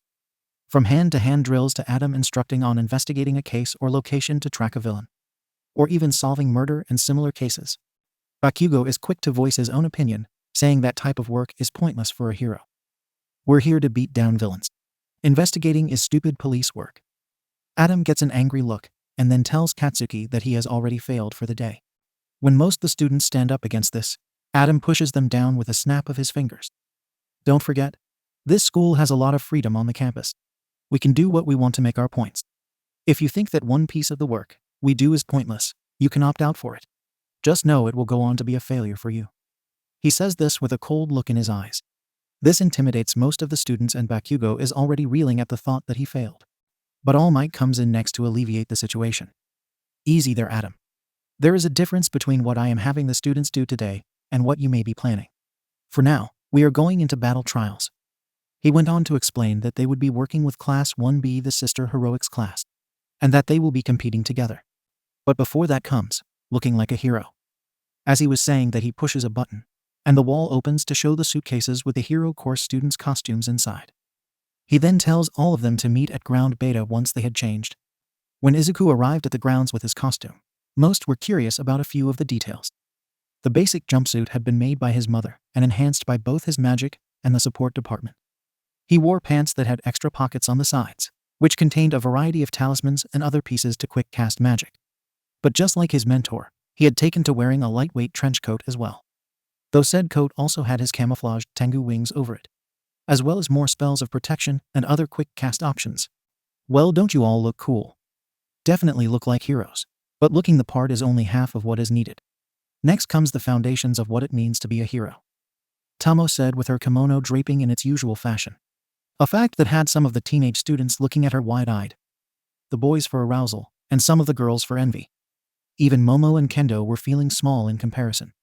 Adam noticed this and facepalmed, before saying they needed to move on. All Might then gave the description of what the scenario was the groups would be working with. Teams of 2 would be chosen at random, with one team playing the hero, and the other playing the villain. You have 15 minutes to fulfill your objective. For the heroes, capture the weapon or the villains in the allotted time. And for the villains, capture the heroes or stall long enough for time to run out. With that said, the teams were chosen by lots, with Juzo noting that it made sense for heroes, as they often had to make impromptu teams of to fight. And the teams were as follows. I brought over the one I used in Hunted Heroes, because it saved time and typing. Team A, Midoriya Izuku and Ochako Yuraoka. Team B, Ida Tenya and Bakugo Katsuki. Team C, Yanagi Ryaiko and Kodai Yui. Team D, Todoroki Shoto and Mizo Shoji. Team E, Hagakure Toru and Shiozaki Ibara. Team F, Tetsu and Koda Koji. Team G, Monoma Nido and Mainta Minoru. Team H, Subaraba Kosai and Takage Setsuna. Team I, Komori Kanoko and Oase Yostu. Team J, Ayama Yuga and Ashido Mina. Team K, Kirishima Ijiro and Fukadashi Manga. Team L, Bondo Kajiro and Rin Huryu. Team M, Tsunatori Pony and Ojiro Mishira. Team N, Kaminari Denki and Jiro Kyoka. Team O, Asui Tsuyu and Honuki Juzo. Team P, Shota Niranteki and Kurawaro Shihai. Team Q, Kamakiri Toguru and Shiro Hanada. Team R, Yayurazu Momo and Kaibara Sen. Team S, Shishida Jiroda and Takoyami Fumikage. Team T, Sato Rikido and Kendo Itsuka. With the initial team set, All Might decided to drop the plan for the rest of the exercise. While normally I would keep to this pattern, I'm changing a few things up. Young Midoriya, you will actually be facing off against your teammate that was chosen, as well as the other team. You have the power of your familiars, and I would like to see how you plan and fight with them in this situation. Adam nodded, seeing his point. Tamo was a bit annoyed at the plan, and voices her own objection. How exactly is this fair? And what if he didn't have 2 familiars? Would you still make him do this? Honestly, probably not. But I do have a bigger point to this. I know Izuku and his familiars have to be in sync in most cases. And that is something needed for all heroes who team up with one another. I want him to demonstrate this to the rest. All Might says to defend his plan. Tamo still doesn't like it, but she knows she is outvoted. With that, the 2 teams head for their designated battleground. Bet you were hoping to work with Ochako again, eh, Izuku? Riku asked teasingly. Izuku just sighed, before admitting that he was disappointed. But I do see All Might's point. If the mortal woman that Garcia-san and Tomo were hunting for is here, then other heroes need a better idea of what mages can do. Chika agrees before mentioning they need a plan. Izuku has an idea on how things will play out, and gives the roles he has in mind to each familiar. With a nod, they are all set. Bakugo, on the other hand, is feeling like this is his chance to beat all three of them. Ida mentions, though, that, "I'm not sure you could hurt or beat them to a point anyway. Two of our opponents are yokai after all. We don't know much about how they operate. And Midoriya already has practical experience. Screw that. All that matters is power at the end of the day. I'll beat all of you and show how strong I am," Bakugo claims loudly before heading off to the lower floors. His teammates, though, shake their heads and stand by to protect the bomb. When he gets to the lower floors, he hears someone walking and prepares for his sneak attack. Right when he thinks they are close, he unleashes the best blast he can. But he strikes nothing but air. He then gets kicked in the back of head before his leg is grabbed, and he is slammed into the wall. After he has recovered, he looks up and sees Deku. This aggravates him more, and he starts to spout about how much stronger he is, until Izuku interrupts him with a quick, painful combo that sends him flying again. After he has recovered, Bakugo blasts forward and tries to strike at Izuku with a big swing. But this is not only countered, but Izuku breaks Bakugo's right arm. As the explosive fool is screaming, Izuku runs off, presumably to look for the weapon. Meanwhile, with the weapon, Ida is trying to get into the mindset for this battle, and Ochako is just laughing at him being a dork. Bakugo gets back up and tries to go after Izuku again. But he knows he can't use his quirk to its fullest. Damn it. He broke my arm, so I would have half as much power. This isn't how heroes fight. They're supposed to show off their greatness with their quirks. Make it as big of a spectacle as possible. He's fighting like, I don't even know what. As Bakugo is finishing this thought, he has spotted Izuku in another room. He decides to use his ace. If the nerds made my suit right, then all the sweat I've built up will be in this grenade. I'll finish this now. He uses a bit of cloth tied around the pin on his left grenade to pull it, with a manic smile on his face. Izuku, though, looks incredibly calm and lets out a slightly annoyed sigh. This incises Bakugo more, and he shouts, "Don't look down on me." As he pulls the pin, Izuku tosses a charm into the air. At that, the explosion completely disappears. Bakugo is dumbfounded, but then feels a heat coming from his side. He turns and sees a talisman floating in the air, and then the same explosion he unleashed engulfs the Bakuhatsu Bakumono, sending him into a wall and breaking most of his bones. Izuku then walks over to him, with a shimmer dissipating around him. This was not Izuku but Riku, who then ties the capture tape around the broken fool's arms. While up above, Izuku and Chika have burst through the window where the weapon was located, with Chika binding both Ochako and Ida, while Izuku touched the weapon. With that done, the exercise is called, and medic bots come to take Bakugo to Recovery Girl. As he is going, though, he thinks, he didn't even need to put out. Hell, Deku wasn't even here, and I got stomped. If we had fought, would I have been able to do anything at all? In the observation room, a few people ask what was going on with the match. I chose to take advantage of a few different factors. 1. I knew Bakugo would be looking to fight me, so I had Riku face him. The Mungia boy then mentions that not only can he shapeshift, but I can move through walls. Let alone my stronger senses, I could smell that asshole coming from the second floor. Izuku's second point is that both he and Chika could fly, making it the better option for this situation. Most assume that an opponent would use the same routes they did, meaning they wouldn't look out of a window for a possible breach. Chika then finishes his last point by noting that they didn't fight using complicated spells or super blasts for the most part. Most of the damage came from that idiot trying to blow up Riku. We just used his stupidity against him. All Might and the other teacher nod, respecting the way the three fought, as well as, you were all perfectly coordinated in how you would go about the mission at hand. Diacuido amigo. This is how you all need to learn to not only fight, but operate if you intend to follow this path. Adam says with a nod to his student. Tomo, though, is quite happy that they not only won and came out unscathed, but that they showed up the biggest bully in Izuku's life, and completely destroyed his pride. With that match out of the way, the rest continue. During each match, the students show their own varieties of teamwork or conflict with each other. By the time classes let out, a few from each class have either gained a new respect or friend, or have more of a reason to dislike one another. For Izuku, though, he is wondering if he should try to help Bakugo. I wouldn't, man. But that's just my 2 cents. Or I guess 100 yen, Adam says with a laugh. Tomo then says, I think that boy needs this in more than one way. He needs to realize his obsession with power or powers will lead him to ruin. And if you try to help him, He won't respond kindly. If anything, maybe talk to him tomorrow. Izuku is a bit pained to leave the matter at that. So, he just catches Katsuki as he is coming out of the infirmary. I'm not going to rub this win in your face, or say you are an idiot or anything like that. You've more than likely been doing that in your own mind while you've been in the infirmary. With a tongue click from Bakugo and him turning away, Izuku knows he's right. The green-haired boy sighs before saying, "This isn't some bull about winning or losing, Katsuki. Not everything will boil down to the fights you see on the news. Some battles are all about tipping the odds in your favor, without using powers of any kind." Bakugo grits his teeth, and the look on his face makes it seem like he's about to lash out at Izuku.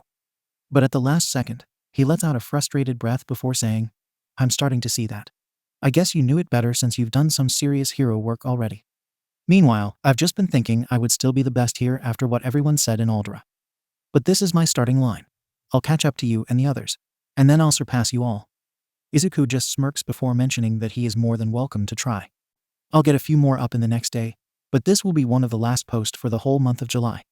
But I'm going to focus on a different side to the practical studies, namely the investigation side of hero work. We don't get many details with this in the manga, other than Nightai looking into the Yakuza. But if they are going with heroes being associated with the police, then it would make sense. And I'm having Adam and Tomo teach that side for the first years. So on with the show." No pop. The day after the battle trials, all of the students were comparing what they saw and had done against each other. While most were intimidated by Izuku and his familiars' teamwork, they were also impressed and tried to emulate it in their own battles. With varying success. Those paired with their classmates seemed to do well all together, like Kodai and Yanagi. Some like Tsunotori and Ojiro worked well mixing their long-range and close-range potential. Others were able to match each other's rhythm and style, like Sato and Itsuka. But others wound up just butting heads. Like Minta and Monoma, who couldn't come up with a decent strategy to fight. Or Kamakiri and Shiro, whose powers messed with each other enough that they quickly failed the challenge. But some of the students could get a redemption in the next day's class. But first, each class had their own new objective. "You have to pick a class president," Aizawa said after going over a few of the battles. While everyone was quick to nominate themselves, Ida quickly put a stop to it with his own presence. "We should hold an election. We may not know each other that well, but what if anyone votes for more than one person? Then that means they have made a substantial impact on the group as a whole." Most agreed with his point, and ballots were passed out. Izuku thought about how Ida had taken the lead on the situation and quickly put together a plan and organization for this matter. So, he knew who he was voting for. When it was done, Momo and Ida had tied with 2 votes each. They stood at the front as the potential class leads, and were about to cast another ballot when some others put their own thoughts in. "I know we technically aren't students, but maybe we could have a say too." The disembodied voice of Chika spoke up. Then both of Izuku's familiars popped into existence. And while some would claim that they would vote for Izuku, Riku was quick to point out a factor to this. "That's why he had us stay out of it at first. He knew we'd be biased and felt that the initial decision shouldn't be made by us. But since it's a tie, we can act as tiebreakers." Ida and Momo bow to the wisdom of both of Izuku's familiars and wait for their answers. Riku has no problem with saying his own thoughts with, "I think Ida's the better one for this whole thing. You took command of the situation today. And yeah, that isn't a hero thing per se. It shows you know how to lead to a point. Let alone how you tried, though failed, to rein in the rabid yapping dog that is Bakugo." And while said angry Pomeranian is about to start shouting, Chika snaps her fingers, and a metal gag wraps itself around Bakugo's mouth. She then stands and agrees with Riku's assessment. Then pointing out that Momo had struggled a bit during her battle trail. "You came up with a decent plan and tried to work with your partner. But you fell short in the handling the unpredictability of your opponent." Momo thought back and remembered how Mina had slid around and passed all of the traps she had laid. And Aoyama not only blasted down a wall to let Mina in, but kept Sen busy by making sure he couldn't get close to either opponent. When Gyro pointed out that Ida was in the same place from facing their team, Chika brought up a different detail. "We don't exactly play on the same level. Izuku knew how Bakugo would react given their history. And I knew where the objective was due to my divination. From there we built the plan of facing off with our opponents. Plus, we were in constant telepathic contact, so we always knew what was going on." The rest of the students were shocked, but did see her point, as well as wondering if they can do that for anyone. With the familiars' opinions given, everyone agreed that Ida would be the class rep and Momo would be his vice. Right after this though, Adam and Tomo walked in to announce that they had a special class for the students today. "We'll be doing an interesting class today. Meet us in ground beta. You'll see what we mean," Adam said with a smile that made a few from both classes uneasy. Adam had convinced Nezu that after the class elections were done, they would have an impromptu class for the rest of the day. After describing what he had in mind, Nezu's smile grew and promptly agreed. The overseers would be testing not just the students in terms of teamwork and investigation skills, but also in relating to the public to a point. A factor they normally don't cover till later in the year. But this could throw those who have advice from older students off and teach the young heroes how to adapt. As the students were walking into the training ground, they suddenly felt a tremor and saw a terrifying sight before them. There were destroyed buildings everywhere, smoke coming from some of them, and the cries of civilians rang out. Strewn across the roads were the bodies of some of those civilians. Some injured, some dead, some dying. Seeing this terrifying sight made all of the students freeze up. But a few were quick to break out of the train wreck watching and jump into action. Momo creating med kits and other first aid equipment, Ida gathering up the stronger-bodied students and leading to the debris points, Juzo catching Shoji, Setsuna, and Gyro to get their aid in reconnaissance, and Itsuka coordinating with Ida on security and protection of possible injured. One who didn't do anything though was Izuku. While this is normally counter to his nature, he knows something is up. So that's it. Just when Bakugo and Ida are shouting at Izuku to hurry up, the green-haired hero just smiles. He then creates a magic circle in his hand, before sending it skywards. Then at the highest point, he snaps his fingers, and a wave of magic reverberates around the area. The debris fields go away, the smoke vanishes, the injured civilians vanish, and the training area is eerily silent. Interesting way to introduce us to your widespread illusion spells, Tomo-san, Izuku says while said woman appears with a smirk. While this is happening, Ida and the rest are still processing what just happened and where all the damage disappeared to. Adam then floats down from on top of a building with a laugh before saying, "That was something of a two-fold lesson for all of you. Ida, Juzo, Kendo, Yaoyorozu. You four get extra credit for today. As do you, Izuku. But not as much. You figured out the whole thing was an illusion meant to test their reactions and will." With the first-year classes gathered up, Adam and Tomo explained some of what was going on. "I used my illusion spell to create a scenario of a major disaster. I wanted to see how you all would react. Luckily, a few of you took command and sought to start helping people. But that isn't all we'll be testing you on today, Adam." Tomo explains, and then passes the explanation to her partner. With a nod, the human member claps his hands and brings up a series of images. Assault cases, rape, murder, smuggling. All of these cases you will have to be involved in. But you don't know the first thing about investigating said cases. We'll be separating you all into groups of 10, and will be given cases to investigate. At each location is an illusion point, to make the exercise feel more real, without putting anyone in danger. A few chuckles ring out, and the teams are chosen with a similar method to the battle trials. Adam creates a set of cards with students' names on them, and then shuffles the deck. When that is done, he sets the cards in 4 different stacks. With it done, the teams are as follows. Team A, Midoriya Izuku, Uraraka Ochako, Yanagi Ryaiko, Mizo Shoji, Komori Kinoko, Ashido Mina, Ajuro Mashiro, Asui Tsuyu, Shishida Jiroda, and Sato Rikido. Team B, Ida Tenya, Bakugo Katsuki, Kodai Yui, Hagakure Toru, Tetsutetsu, Mainta Minoru, Takage Setsuna, Fukadashi Manga, Tsunotori Pony, and Gyro Kayaka.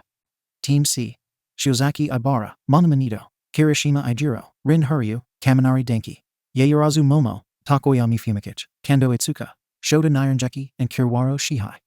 Team D, Kaibara Sen, Todoroki Shoto, Kota Koji, Tsuburaba Kosai, Awase Yosutsu, Ayama Yuga, Bondo Kajiro, Honuki Juzo, Kamakiri Toguru, and Shiro Hanada.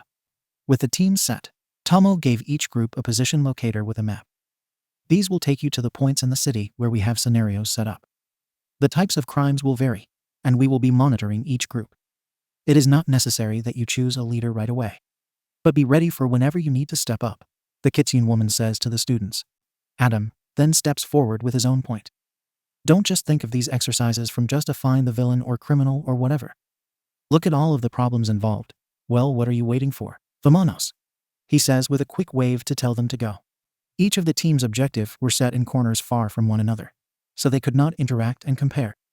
When Izuku and his team reached their assigned point, they didn't see anything out of the ordinary, until they stepped next to the building they were to investigate. As soon as they did, the area changed with police and others gathered around the area. While most of the team were surprised, Izuku and Shishida took the matter in stride. Officer, what is the situation?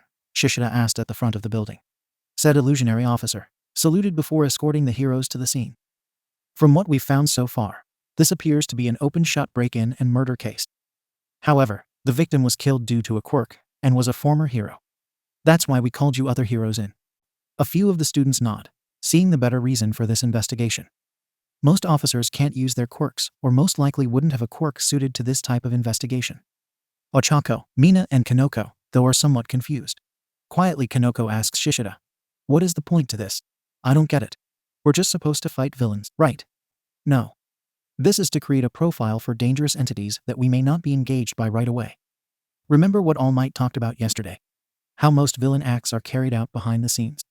We're all too accustomed to the idea of villains attacking us outright. But if they are targeting specific individuals, then we have to stop them by protecting said individuals." Ochako and Mina were listening in, but they still didn't get what he was talking about. And neither did Kanoko. When they reached the illusionary penthouse, they were assigned to investigate.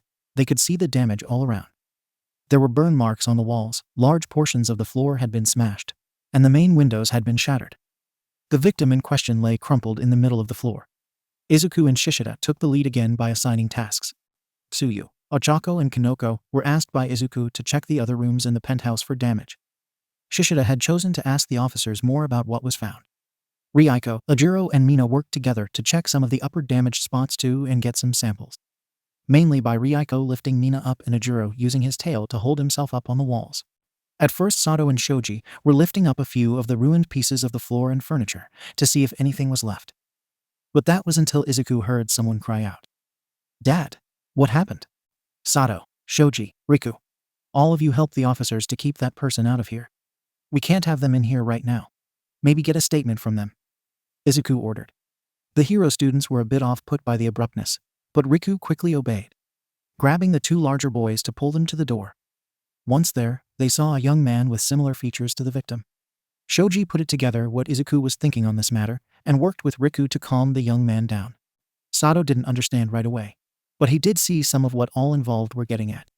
And since he wasn't sure on the best questions to ask, he instead opted for staying at the door and making sure no one else could get in unless authorized.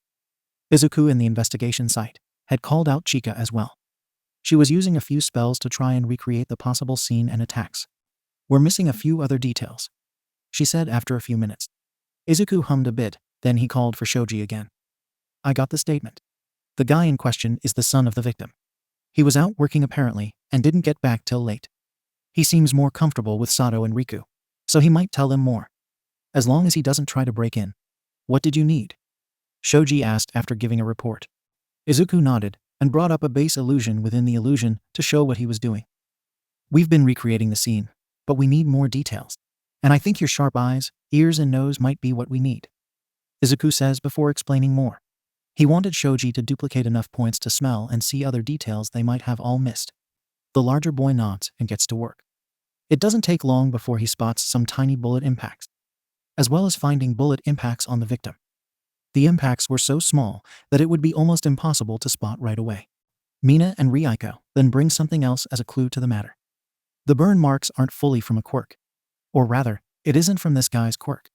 Shishida said that the victim had a strength-boosting quirk, so the flame impacts couldn't be from him. Kanoko then comes from the other rooms and reports a strange matter. The closet is almost completely untouched. Even the safe inside wasn't harmed. Just the doors busted off. But the bed and some of the other furniture was demolished. Then that doesn't add up with this being a robbery or burglary attempt gone wrong. Whoever did this was after something else. Sato, got a sec? Shoji, you should cover the door with Riku for a bit, Izuku says and asks Sato what he could learn just talking with the son of the victim. He didn't have much to say. Had a hard time believing his dad was dead, obviously. He mentioned that his dad had a lot of big investments and made a lot of money from similar. You think that could have something to do with it? Izuku and Shishida think over the matter a few times, but still can't come up with an answer. But then Ochako brings up something else. Hey, aren't these impact marks too big? Like, I know the victim had a strength-enhancing power, but even with that the impacts are too large, aren't they? This gets the two leaders' eyes to widen, and they take some measurements. They conclude that Ochako is correct, and that this may be more relevant than the rest thought. Riku then talks to Izuku's mind and mentions something that the son said in passing. That the victim had been seeing a woman, for the first time since his mother had passed. This gets Izuku's eyes to widen again, and he tells Chika to help him with a special spell. The two cast their magic on the broken glass and rewind it. While some of it was outside the window, the rewind spell showed a different matter. The glass had been shot through. Izuku hums a bit more and confirms with Shishida on the likely scenario. Okay, so what we could be looking at here might just be a hit. Someone wanted the victim dead and did everything they could to make it happen. The woman he had been seeing is a possible assailant, and she had backup in the form of two others, and sized up one in the closest, and from the outside. One who could shoot tiny but deadly shots from across the street. Shishida explains before Izuku takes over. He explains that the flame marks could have been from the woman, and would explain why the bed was destroyed. Given that she might have attacked while a hum in the middle, or at the end of, well, sex. Izuku says with a blush. But the initial attack failed, so the big villain came in next, and tried to take him out as well. And when that failed, the shooter used his power to finish the job, most likely catching him off guard. With as small as the impacts and shots are, they wouldn't make much of a sound, and even when the glass broke, it fell down rather than be scattered from an explosion or big impacts. Izuku says, before showing the scenario with magic. With this set, and at least a few profiles of the people responsible, the exercise is called complete by the magic setup, and the illusion dissipates. With that, Team A gets an announcement that they had passed the trial, and that they could head back to the observation room. Suddenly, though, an alarm rings out across the entire campus. It takes about 10 minutes before the alarms stop, but the class for the day has to be called. Back in the observation room, a brief rundown is given. Team A had fully completed their assigned case and passed with full marks. Team D was not far behind them and finished roughly the same time. Their case was an actual robbery and series of break-ins around the area they were investigating. Team C hadn't quite solved their case, but they were close. It was apparently a double homicide, and they had figured out who had been the initial killer. But they faltered at building the profile of the other killer. Team B, though, could not solve their case before time was called, and had a bigger problem with their simulated arson case. Primarily in the form of Bakugo. He was so belligerent in dealing with the public and others, let alone just looking for something to attack, that he had to be restrained by Minta of all people. They also ran into the problem of not many of their quirks could be used to help with the investigations. With that done, Adam dismisses the students for the day. After the students have left, he and Tomo go to meet the other teachers. At a point where the wall to the school had been destroyed. Look like we've got some bigger problems on the way. Nezu agrees with the kitsune by saying, this was a declaration of war. I hope we and the students are ready. The day after the joint investigation activities, the Hero Course students were asked to stay later than the rest. The freshman class primarily. They were brought into an auditorium to discuss some of where they faltered or succeeded in their investigations. Now then, Teams A and D. Well done in the research on the cases we created. Also well done in handling the press and family of the victim. Team C, you did well on making the profile of the first killer. But you need to be open to the idea that there could be more people involved. In fact, there were 3 other killers associated with the case we created for you. Team B. Well, you just had the problem of having to deal with a worthless belligerent asshole who probably has no right at all for being here. Adam said with a smirk toward an angry Bakugo. As he was starting into descriptions of more of what went wrong, a cell phone goes off in his pocket. Not his usual smartphone, but a flip burner phone. Tomo, take over for a minute. I've got to take this. He says with a severe look. The kitsune woman nods and starts to discuss how they all need to think more critically about an investigation and villains involved. Adam, though, is talking with a contact from China, and they have something grave to report. Western China, Xinjiang. You sure it's her? When did she? Okay. We'll be there within a day. Anything else? A manor? Okay. We'll see you soon. As Adam is finishing up his call, Tomo is answering a few of the questions from the students. But the human overseer is quick to stop her. Tomo, we gotta go. Nezu, I'm sorry, sir, but this takes precedence. Morta was spotted in China. We have to go. Adam says quietly as he pulls 2 talismans out of his duster coat. Tomo's eyes wide, and she quickly summons her Tanto and a collapsible Naginata to put on her back. Nezu nods in understanding, as he sees Adam cast a spell with the talismans he brought out. The talismans then turn into copies of himself and Tomo. I'm sorry, students. We have an urgent matter that requires our attention. These paper clones have roughly our level intelligence, and should be able to answer your questions. No, Izuku, you are not coming along this time. Adam says with a pointed look to the teen overseer, who had started to stand. And while Izuku wanted to argue, Tomo was quick to stop him by pointing out he was still learning himself. Leave this to us. We don't know for sure what she is up to. This could just be a misdirect. Tomo says while Adam creates a portal to the office in Xining. With a nod, the two head out. Once they had left, the students continued to ask questions of the apparitions that the overseers had left behind. After the lecture was done though, all of the students were looking forward to going home for the day. However, they could not leave at the moment. A typhoon had rolled in and was stopping all traffic in Mustafa City. Well, that figures. Ah well, maybe we can do some practice here, Izuku. Riku said as they were walking through the hallways. Just as Izuku was answering, Mineta called out to him. Hey Midoriya, can we talk for a second? While a bit confused on what the resident pervert of Class 10 wanted, Izuku wasn't going to be rude about the matter. When Mineta pulled him aside, he told Izuku about the main reasons he wanted to discuss with him. The first was obviously asking some questions about Tomo and Chika, and what they might have looked like naked. Izuku was quick to blast the pervert for that, while also trying not to think about the times Tomo had teased him in the bath spaces she had created. After Mineta had shaken off the magic blast, he brought up his second point. Do you think you could help me with improving my potential as a hero? I've figured out a few ways to use my quirk, but well, I'm just not sure on if I have the best potential for it. But I still want to be a cool hero for others. Mineta says with a slightly sheepish look on his face. Izuku sighs before saying, I'll help, but you've got to work on some of the perverted crap on your own, man. As for applications, do you have a way for launching those pop-off balls other than throwing them? Mineta smiles before explaining a bit more of how his quirk works and how he can bounce off of the balls he throws. While the young overseer and resident pervert are getting acquainted, Momo had gone to the library to return some books she had borrowed. As she was walking back, though she thought she felt a presence behind her. Hello? Is anyone there? Mineta, this isn't funny, she says as she keeps feeling and slightly hearing a presence around her. After a minute, she doesn't hear or see anything, so she goes on her way, only to be attacked from the stairwell by a flying beast. She lets out a scream, but only Izuku and Mineta are close by. You heard that right. We have to go see what's wrong, Izuku says before running off. Mineta only slightly disagrees in his mind, but he also noted that the scream sounded feminine, so maybe he could be a hero to a girl alongside Izuku. When they reach the hallway in question, they see Momo on the ground, looking as if the life has been drained from her. What happened to Yaoyorozu? The thing that did it isn't still here, right? Calm down, Mineta. Or maybe not. She was attacked by a vampire, Izuku says after inspecting Momo's eyes. Wait, how do you know? You're checking her eyes, not her neck. Not that kind of vampire. A Kyangshi. Different type and style of vampire.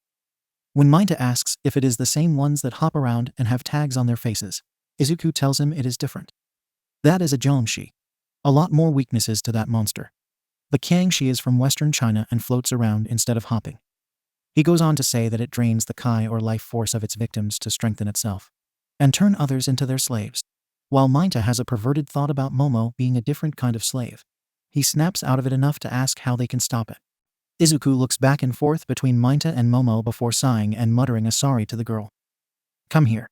I only learned this spell recently, but I'm gonna need a Kai donor to save her. And you are unfortunately the only option. When Mineta is about to retort about being the only option, Riku pushes him closer to Izuku. He then places his hand on Mineta's head before touching Momo's.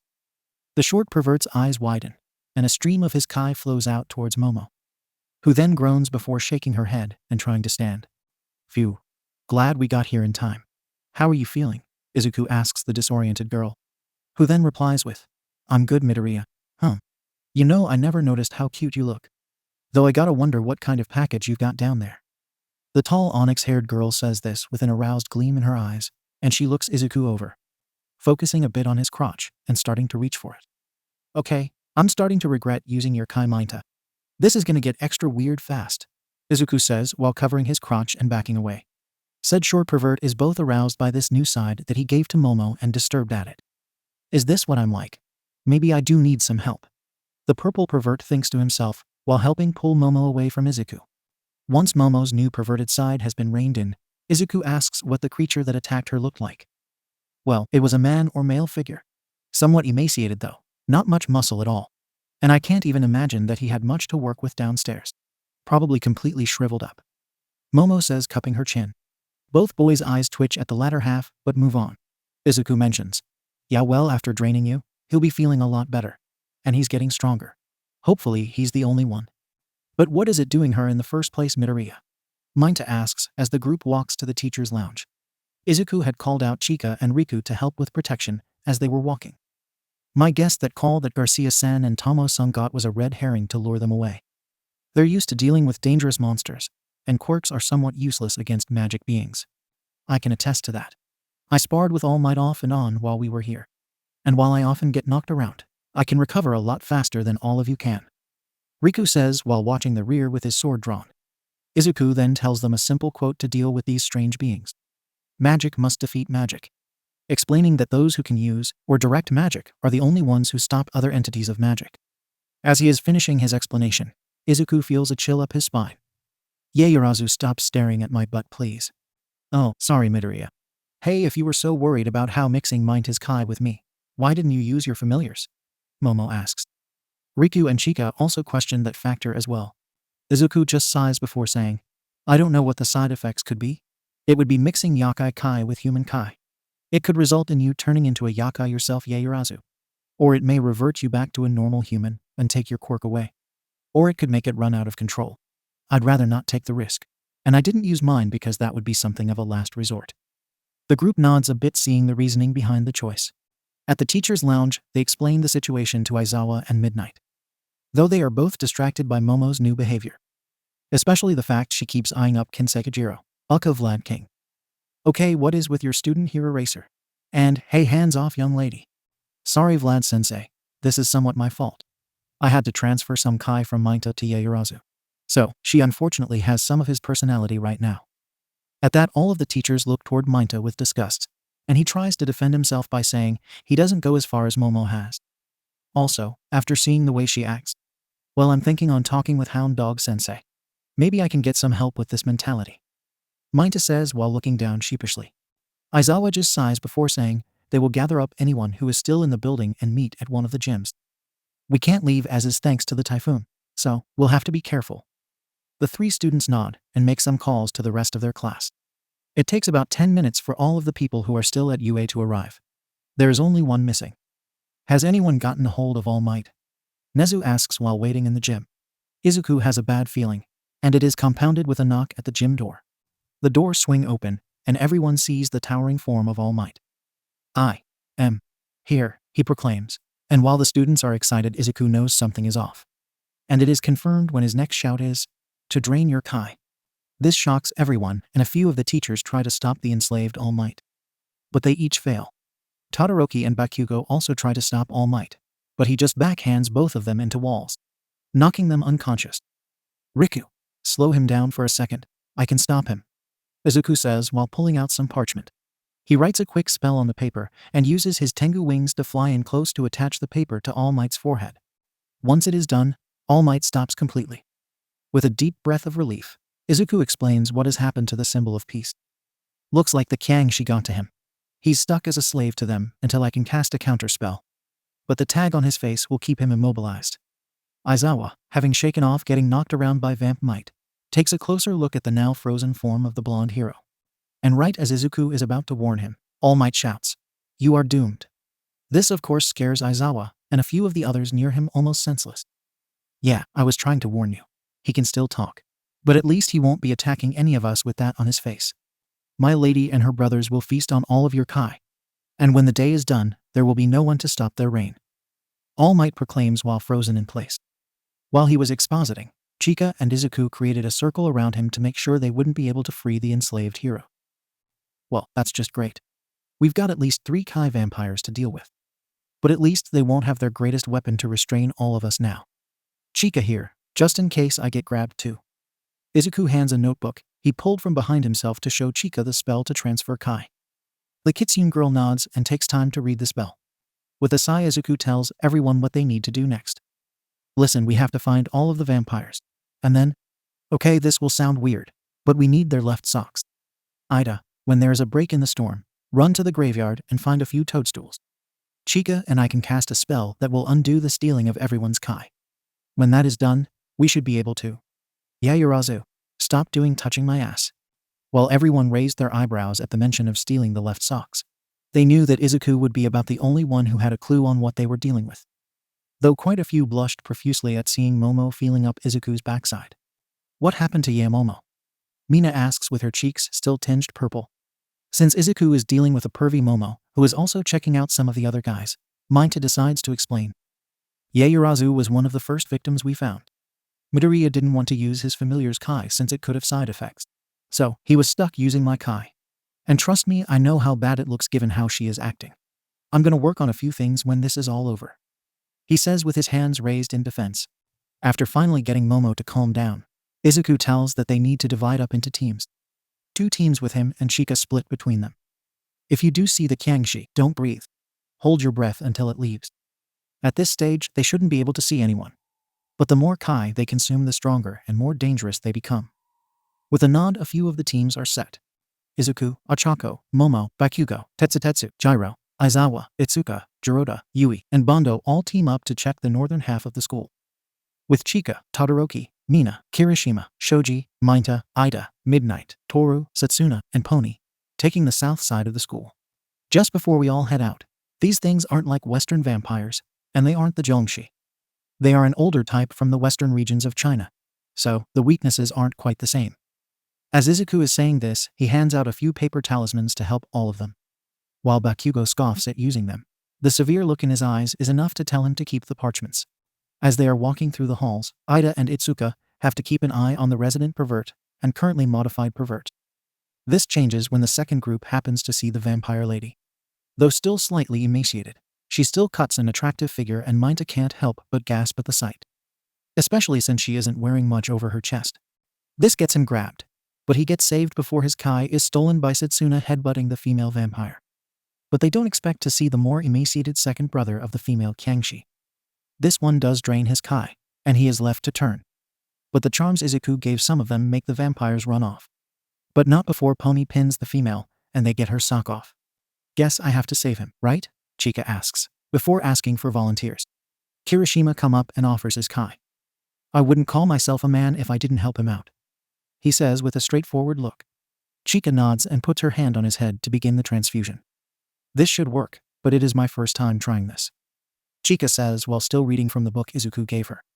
With Kirishima's eyes widening, a trail of his Kai shoots out and goes toward Mineta. Oh good, it worked, Chika says when Mineta starts to stir. With a cough and a shake of his head, the purple-haired boy awakens. Hey, thanks for that, Chika. Talk about a failing as a man moment, huh?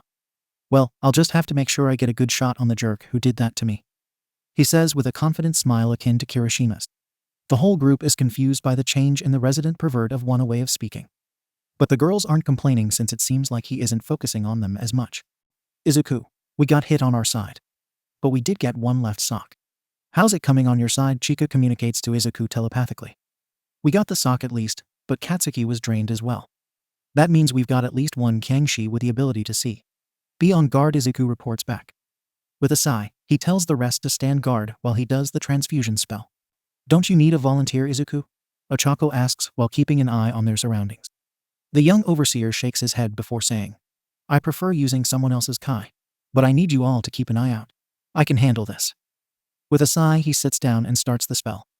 Once it is done, Bakugo now has some of Izuku's Kai inside of him. And as he is coming to, the explosive teen sees some of the memories attached, and feels even more guilt than he already did at what he had said to Izuku some time ago. Izuku, we can worry about that later, Katsuki. Right now, we've got bigger problems. Please be more careful. I don't know if a second transfusion will work, Izuku says with some finality. Though those looking back at him, namely Ochako and Momo, can see a pained look on his face. Bakugo agrees, and they get ready again, and hope for a break in the storm. With Bakugo restored, Izuku's group moved on to try and find the hopefully last Kyangshi. We need a break in the storm. Then we can send Ida to an old graveyard, Izuku says while walking through the halls.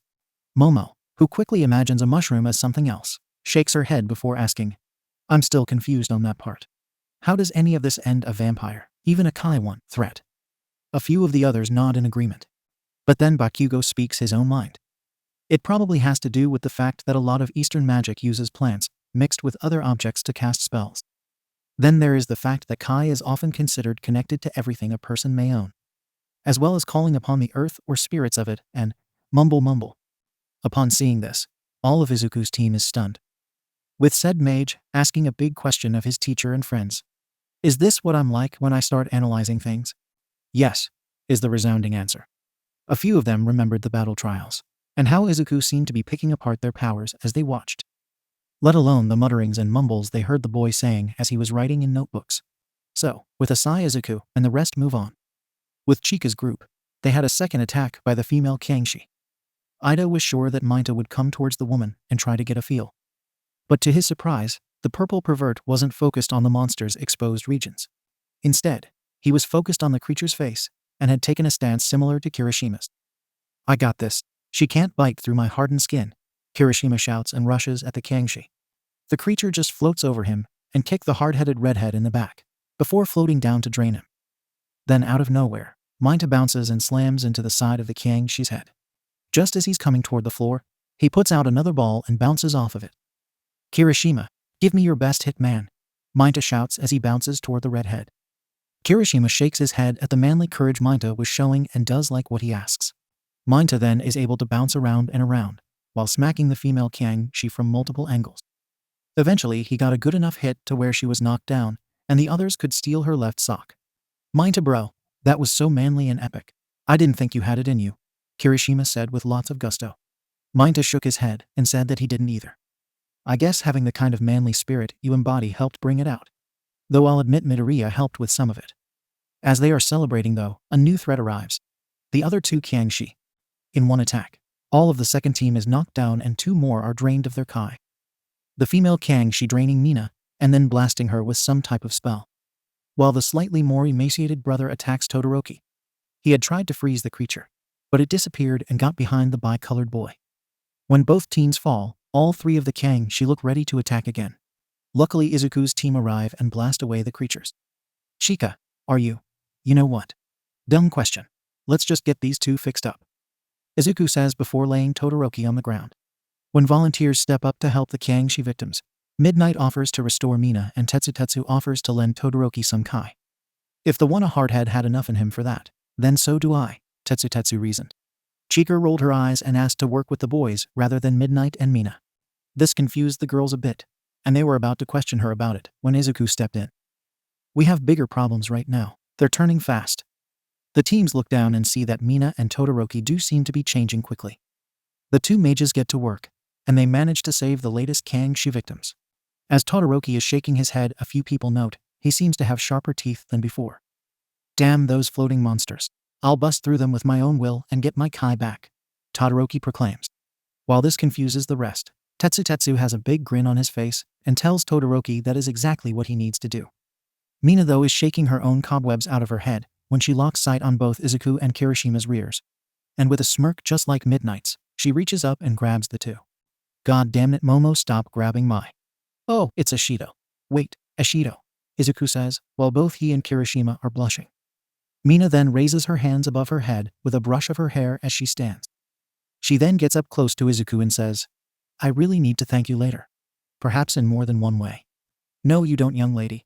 Sorry about that, you too. I've at least somewhat tempered my impulses over the years. But she doesn't have that, it seems, Midnight says with a light dusting of her cheeks. While inside she is screaming youth and personally wanting to see where that could head. She also knows she is a teacher and has a responsibility to keep them from going too far right away. Izuku sighs before saying, we don't transfer your memories or intelligence. At most we're transferring part of your personalities. But we need to get the stolen Kai back before the sun sets. Normally it would be before the sun rises, but I think Morta had a hand in boosting these monsters up. The searchers all nod and Izuku takes note of the situation. They have the socks, but the problem comes from there not being a graveyard nearby that could have toadstools. We might have a way to help you, Chico. Everyone hears this, but they don't know where it is coming from. Hey, in here, they all hear, and they note that the sound is coming from the girls' bathroom. The girls go in first to look around. They check each of the stalls, but find nothing. Turn around, you idiots. At hearing that, the girls turn and see not just Adam, but a horde of zombies or similar behind him. They all start screaming, and the guys bust in to see what they are freaking out about.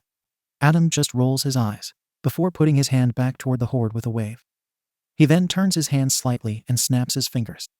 All of a sudden, the horde is demolished by a variety of effects ranging from the ground swallowing the monsters, to being incinerated into nothing, to lightning falling from the sky and splitting some in half, to others being stabbed and ripped apart by earthen hands. The whole Yua group is shocked at what they had just witnessed. But they were also wondering, if Izuku's teacher was this capable, What would the student be like in a few years? Well, we were somewhat right about this being a red herring. But there was still a threat here. We've dealt with most of it, and that was one of the last issues. As Adam is saying this, the UA group note behind him that Tamo was creeping up behind him, and she looked like a zombie. They were all freaking out and trying to tell him what was going on. But Adam was just getting more confused and annoyed. He then turned back right as zombie Tamo was right on him, and she attacked him, biting at his neck. This made the whole group freak out, as the one weapon they could have against a crazed mage was now going to turn into a zombie. Adam, though, just looked nonplussed and tried to carry on with what he was saying. A few people fainted upon seeing all of that, and Izuku was crying at thinking he would have to kill or re-kill his teachers to help them rest. Tamo, knock it off. There is a serious situation happening. Oh boo, you're no fun, Tamo said with a teasing tone before waving her hand, and the zombie appearance disappeared. This made all of the still conscious viewers want to pass out as well, but they powered through. Not funny, Tamo-san. I do not need that right now. We got a situation on our hands, Izuku said while trying to calm his panic. Adam just snorts before saying, I'm guessing there are about 3 Kangshi at Ua, right? Well, that was better than here. We had to kill off 13 of the damn things. Some kind of Kangshi clan or something. Upon hearing that all of the heroes and hero students are stunned, Adam presses on though before explaining that they can't make a portal to Ua. But they can teach Izuku some quick portal magic that should help. You need graveyard toadstools to finish the ritual, and the only poorly maintained graveyards I can think of in Japan might be in some old, abandoned ones. Izuku, you should stay there. Send Chika and Ida, Tamo says before creating an illusion map of likely locations. Wait, what are you two transmitting or whatever through? Aizawa asks, confused by the whole situation. Adam just explains that they polished up a bronze bell to mirror shine. And then I used a transmission spell to create a temporary link from there to here. Don't worry. It'll fade once we leave. Aizawa though is facepalming at the insanity before him once again. But he's not rocking in the corner while trying to cling on to rationality. Suo, progress. Izuku quickly writes down the spell and the locations to send Chika and Ida. Okay, I have the locations. And I can make portals that will send the socks to the river. We can win this way. With that, the teams run out of the bathroom. And not hearing the warning that Adam tries to give the group, Izuku creates a portal in the hall, and the two to get the toadstools head out. Aizawa then says they need to wait for the two to return. But just as he's saying this, the portal closes. What happened, Midoriya? I don't know. I don't think the spell should have dissipated that fast unless… Oh crap. This spell might have location locks. They did say it was emergency portal magic. This makes all those present facepalm. They snap out of the shock, though when they hear a scream from the direction of the gym where All Might and the rest are bunkered in. They run back, and they see the Kangshi trying to break through the doors. Pony fires her horns alongside Todoroki with his ice, but he monsters get away again. They get to the doors and bring everyone up to speed on what has happened and what the plan going forward is. Izuku then tries to create a new portal, and the spell works. But it is somewhat unstable. I just hope those two are having luck finding toadstools, because sunset is coming soon. Sadly, they were having less than stellar luck finding what they needed. They had found one toadstool in the ancient graveyard. But even with Ida rocketing around to look for what the mushroom they needed, they had yet to find a suitable second. What if we were to cut up the one we found? Ida asked after searching what he thought was the same spot 3 times. Chika shook her head and said, it has to be a full toadstool. No pieces. Ida just sighed and kept searching. It took them almost 20 minutes, but they eventually found 2 more to end the threat. They had to search around for another 5 minutes, though, to find the portal Izuku made to get them back. When they arrived though, everyone at Ua looked exhausted. They had been attacked by the Kangshi at least 10 more times, and the monsters had managed to drain enough Kai to where they didn't need to hunt by smell anymore. 2 had been turned. Setsuna and Aoyama had underestimated what they thought they could do, and were dragged away by the vampires. The former, Izuku, knew what was going on when the rest of the girl's body started attacking others. He had eventually found her head and Aoyama, and sealed them both. Okay, well, at least we have the tools to beat the monsters. Let's begin. Yumo Gui Gui Fi Di Zao. Yumo Gui Gui Fi Di Zao. As Izuku started chanting this, the toadstools started glowing. He then placed the toadstools in the socks to complete the base ritual. Now I just need to make a portal to a river. But I have to leave the area to do it. Great. Izuku said with worry on his face. Chika and Riku though stood up to say they would go with him. Count me in, Izuku. The one who said this was none other than Bakugo. While most were surprised given what little they understood of the angry blonde. Izuku's familiars were also confused, but the green-haired mage agrees. Mineta, Tetsu, Momo, Mina, Kirishima, and Ochako step up next, and they all agree to cover Izuku while he sets up the next portal. They head for the nurse's office to make the next portal and hopefully finish this fight. When they arrive, the Kyangshi are there, and they rush at the students. Bakugo, Izuku, Mina, and Chika unleash a few shots. Then the two hardheads move in and try to distract the monsters. Mineta and Momo do a surprise combo attack, with Momo using her staff to swing the former pervert around, and the short boy then tosses not just his orbs, but a handful of flashbangs Momo had made and given him. Once they are distracted, Izuku makes his portal and drops the socks into the river. The stolen Kai flows out of the monsters and returns to where it belongs. Once it does for Momo and Mina though, they both blush so hard their heads are steaming. Mineta though looks to Kirishima and says another thanks for not just saving him, but giving me a way to look at how to be a cool hero, or rather a manly hero. Kirishima just smiles before fist bumping the purple hero student. Just as they are celebrating, the sun starts to peek through the clouds as the storm passes. Well, at least that is done. They should start to disintegrate right about. Izuku says confidently. But the strangest thing happens. The Kyangshi don't turn to ash in the sunlight. He then hears one speak to his mind. It mentions that they had been enhanced by Morta to be able to last for a time in the light. Izuku is then grabbed and knocked through a window into the courtyard. They all hear that the Kyangshi will still fight on and grow their power. Don't think it will be easy for you. All those involved look up and see or smell Adam and Tomo up above the main entrance to the UA school building. Both are floating in the air, with Adam having his arms crossed looking down at the monsters that had invaded. Tomo herself has a disdainful look that slowly morphs into a sadistic smirk. A few fox lights surround her, and when one of the Kyangshi tries to flee, she is right in front of it. She stabs it in the chest with her sword, then draws it quickly before beheading the monster. And while it is still in the air, the whole body is consumed by fox fire. With the sister and other brother still left, they try to flee as well. But they suddenly feel gripped by a force no one can see. Negron, do it, Adam says before the two trapped Kyangshi are slammed into the ground a few times. Then the two are tossed into the craters before apparently being smashed a few more times. Adam then finishes the matter with a spell combining Christian hellfire, the various fires from Dyufo and the Popol Vuh hot house to consume the bodies of the Kyangshi. This all terrifies and amazes the students who had been watching. Izuku himself is wondering if he would ever get to that level. Los Centimos, we're late. You did well though, Adam says before helping Izuku heal. With the crisis averted and the storm passing, everyone at UA lets out a collective sigh of relief. Once the students had gone home though, the overseers debrief the rest on what transpired in Xinjiang, and what could possibly happen going forward. In a bar in Camino Ward, a few unscrupulous individuals were discussing their next moves. It seems your initial plan to weaken the forces at UA was less than successful. Agreed. I didn't expect that the ones who followed me would train their own mages, let alone him having multiple familiars to aid him.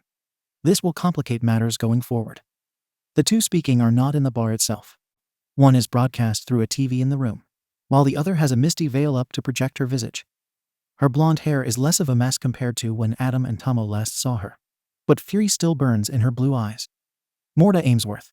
She was once a famous mage in their old world before her wish and belief that she was owed the power and position of the Magus and rule, as the supreme mage pushed her to perpetrating multiple magical crimes, many of which were against those she saw beneath her, such as an attack in Berlin that took the lives of 500 people in a single instance, all to steal and distill the minimal magic potential that every person possessed, or the attempted destruction of New Grangemount to take its energy as a power spot, even making a deal with a dangerous black dragon equal to the world-creating might of Tiamat to gain more power, and almost doom the world. Now in this world, she was seeking new weapons and tools to take the place she believed she was owed. And that involved allying with silly monsters, as she perceived most who possessed quirks, though she would not say it aloud. The first of whom she met was a monster known as Gigantomatia. When the beast tried to squash her, she promptly destroyed the monster with a light wave of her hand, ripping the beast to shreds before turning him inside out. It was then she was put into contact with the monster's master, a being who was much like herself, though she would not admit that. While the master tried to keep who he was a secret, as well as his location, Morta quickly found him. And while what she found was a damaged and broken man physically, mentally she could tell he was impressive, as well as the power he was emanating, even in his crippled state. It was after this that she questioned more of who the man was and what he was after. The two spent a few days exchanging stories with each other on who they were and what they had done in their worlds, and a generous amount of respect was born between the two villains. While Morta could not heal the villain due to her lack of skills in healing and restorative magics, she could alleviate some of the pain, as well as enhance the man in ways a quirk couldn't. If they have a magic student, then the other plans to attack Yua could have issues. We might need more allies like the Kangxi. I agree, but can you get any on short notice? I might have an idea. She's tricky and troublesome in my old world. But she is also quite evil, cruel, and willing to torment humans. Just give me a day. With that, Morta stops her communication to the bar. The master then advises his protege on gathering more forces and discussing with the doctor on making the weapon to fight All Might better. And maybe we need to be ready for that mystic duo. Adam Garcia and Tamo. Troublesome opponents for different reasons. With orders given and plans set, the villains adjourn. Until their ally at UA can tell them when a new opening occurs. The day after the attack by the Kangxi, the students are given an easier afternoon for their classes. As much as I'd like to have the first years doing rescue practice, after what they went through due to those monsters, I'm willing to wait a while longer. Aizawa says at a faculty conference during lunch. Nezu agrees with idea, as do most of the teachers. Adam, though, warns about something that was bothering him. It was a large coven of Kangxi we found, and the leaders were the ones who attacked the school. I have to wonder if it was an intentional attack to take out the heroes and hero students, or if it was just a probing attack. A few of the others are wide-eyed at the thought of what the attack could mean, as well as what could be coming next for them all. While the initial plan had been to go to the USH for rescue training, the general plan now was to help each of the students with improving their quirk capabilities. Some had little to work on like Bakugo, Todoroki, Aoyama, and Yayurazu.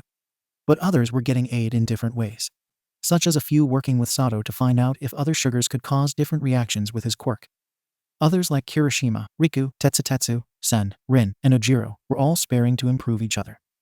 With Rin practicing long-range attacks with Pony, Gyro, and Bondo. Ochako, and a few others were attempting to come up with new ways to use their quirks if the need arose again. That mess we got into with those vampires was crazy, and none of our quirks really worked on them. If a lot of other magic stuff is like that, then we really need to think outside the box. Minta says while scratching his chin. Most of his classmates, though, were surprised by the purple pervert thinking matters through. Izuku had thought about working on his rapid spell casting, but he opted for something different. Instead of physically working out, he went with working his mind. He, along with Chika, were going over various tomes and scrolls that Tamo had provided, with Izuku finally getting a handle on proper healing magic. So it's not just about having a compassionate heart that wants to heal. You also need to better understand the anatomy aspects. That's why I couldn't properly restore the plants I was testing it on. I was just repairing all that I thought was broken, not the other pieces that might have been damaged. Now we can both help with healing anyone who might hurt themselves. Though you might be looking to others more intently, Tilda. Chika teases after they had finished some scrolls. The ones Chika was thinking of were the duo who had gained a perverted attraction to the boy after the Kai transfers. Momo had at first not thought much of Izuku, other than seeing him as interesting due to his magical abilities, as well as his strategic mind and skills as a hero and investigator. But after getting a decent dose of Minta's Kai, she suddenly found herself looking over Izuku with a more appraising eye. He is kind of cute, and he's got the mentality to be a great hero. And the muscles I felt were, what am I thinking? I'd be just as bad as Minta if I follow these thoughts, right? Momo debates with herself while peeking over at Izuku.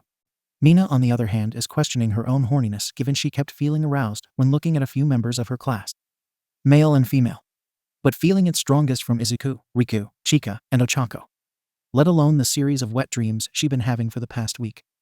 Even now, as she was trying to improve her acid output, she kept feeling her eyes wander to all of them. Everything okay, Mina? Ochako asked while they were taking a break. But Mina just freaked out a bit before jumping back and saying everything was fine. No problems here, Ochako. I'm just going over. You know what, I need to go to the restroom for a minute, Mina says with a purple face, and she quickly skates away. Once there, she spent a few minutes trying to alleviate her current issue, and finding middling success. For some of the others who had transfers, they each felt that they now had new drives or perspectives on what it meant to be a hero, or on their own reasons to be a hero. In Minta's case, while he still wanted to be a cool hero to impress girls, he also wanted to prove his own grit and manliness. While Todoroki was feeling a bit more passionate and driven to use everything he could, with even his left side lighting up a bit under his iced over half. Bakugo, though, started to think more about the hell he put Izuku through when they were children. Let alone that his old victim wasn't trying to show him up, or really prove him wrong. He was more focused on trying to be a hero that saves people. The new insight bits have given me ideas for later. But I'm not sure if I deserve to be here now. Not with everything I did to Izuku. And to others. Bakugo thinks out loud while looking down at his hands.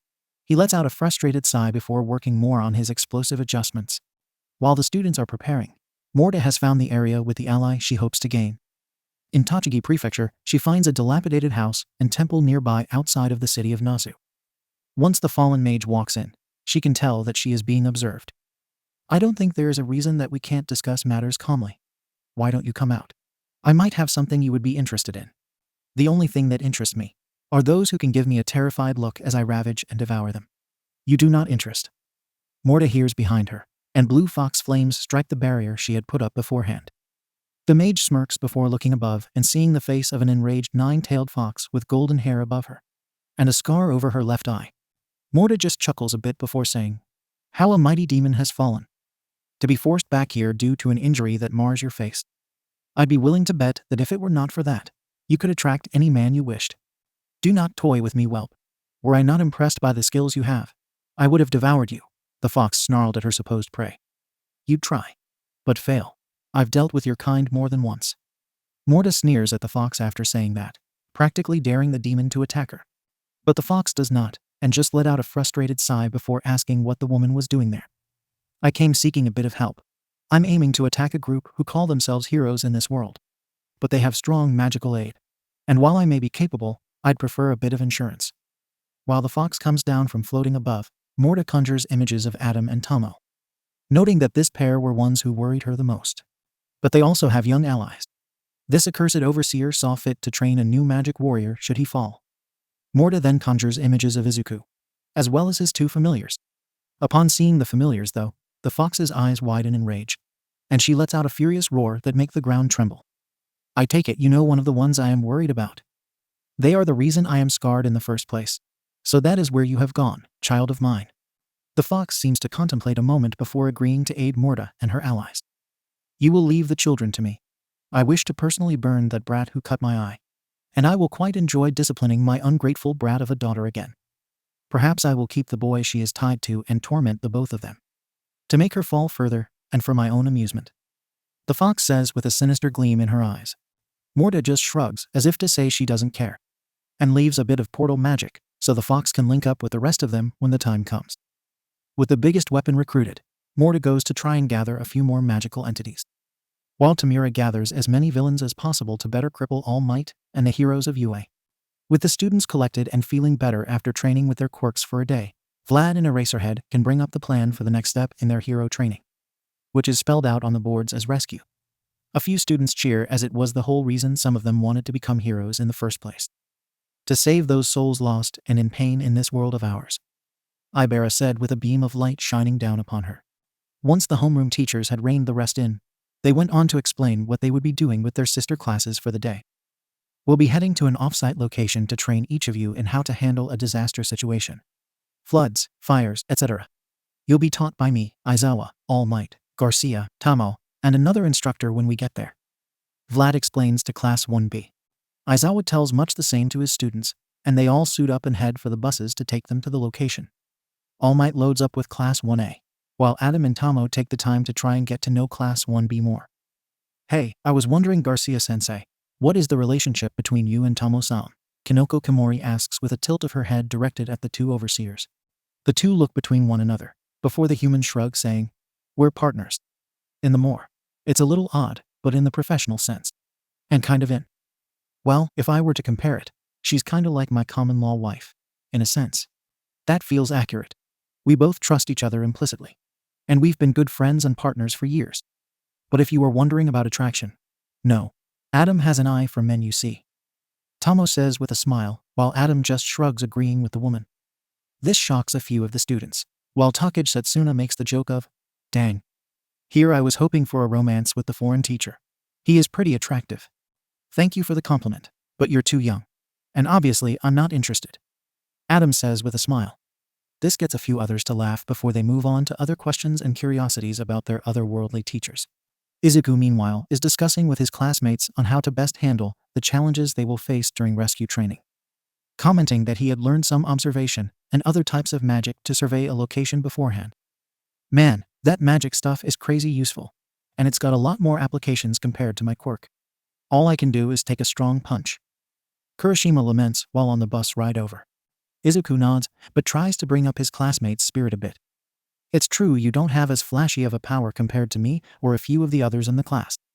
But that can be an asset, if you figure out the way to work with it. Others wonder if Izuku would be more like his teachers and act as an investigative hero more than one who fights villains. The young mage smiles before saying he'd try to do both. My magic abilities could give others hope too. Especially those who don't have quirks. They could learn to be heroes that no one else could compete with. That is an exceptional way to look at the matter, Midoriya. As heroes we are meant to inspire. But that inspiration can come from many aspects of our character. Ida says with an excited chop of his hands. Once the group arrives at the USG, they are all greeted by the space-suited heroine, 13. After a quick introduction of the facility before them, 13 goes on to explain how her own quirk works, and how it could easily be a threat to others. Therefore, it is important to remember to restrain yourselves with your powers, and not take lightly the damage you could do with them. This resonates more with Bakugo, who thinks about his past, and what he had done to Izuku and a few others at their old school. He looks down at the palm of his hands and feels disgust at the ways he abused his abilities in his youth. Probably wouldn't be thinking about this if I hadn't had my personality mixed with Izuku's, and hadn't been put in a state where I could see what a monster I was, and maybe still am.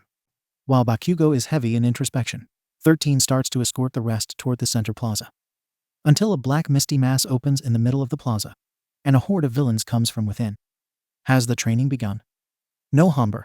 We've got your version of villains. Oh no. Adam says before seeing something that makes his hair stand on end. Coming out behind some of the villains are a variety of demons and other yokai. And standing next to the first villain with hands on his body is none other than Morta Ainsworth herself. La Pera Brucha. Adam says while pulling his hat down tight on his head. Tomo meanwhile has her tails all pointed straight out and her blade is already drawn. And each of the heroes is also wary of the new enemy before them, and how they are supposed to fight against monsters they only thought of as legends. As the villains and monsters strode into the USJ, the heroes just glared down at the gathering storm of villains. Adam, is that one? All Might asks with a bit of worry laced in his voice. Yeah, La Bruja herself. Morta Ainsworth. One of the worst magical criminals from our world. Adam says before creating a magic circle next to himself. He reaches in and pulls out a few pieces of gear. First is a mystic belt that holds a few smaller weapons, with a pair of pistols being the main pieces seen. One looks blood red and is similar in appearance to a desert eagle, and on the barrel appears to be demons screaming. The other is a white Colt Dragoon revolver with what looks like a scope on it, as well as demon ivory for the grip, with angel wings etched into it. From the back of the belt, there is a knife of blue-looking metal that can shift to sword length. He then takes off the jacket he was wearing and pulls out the duster he arrived in the world in. It has multiple mystic protections and is made from dragon hide, bunyip scales, and chenu skin. The last item is a different hat. It looks similar to his usual white cowboy hat, but Izuku notices something odd with it. He walked around to get a better look with his familiars following him, and then he saw it. The hat turned to him and seemed to look at the boy. Garcia-san, what is up with your hat? Adam looked down at his protege and explained that it was made from a manticore. A lead or king one, if you will.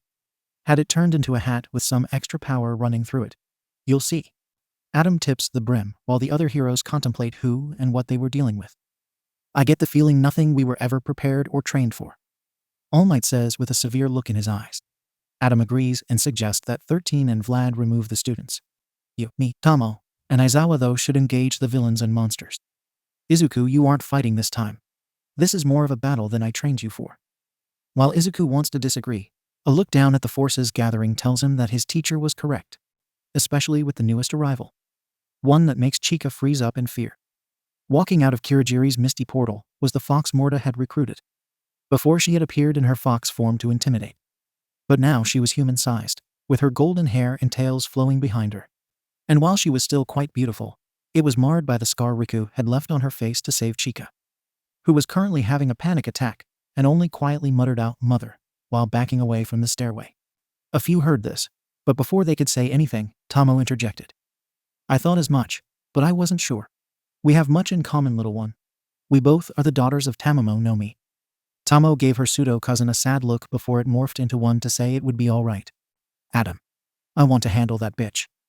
Adam looks to the fox woman, and then to the enemy fox. He smirks before saying, more power to you. I've got my own targets.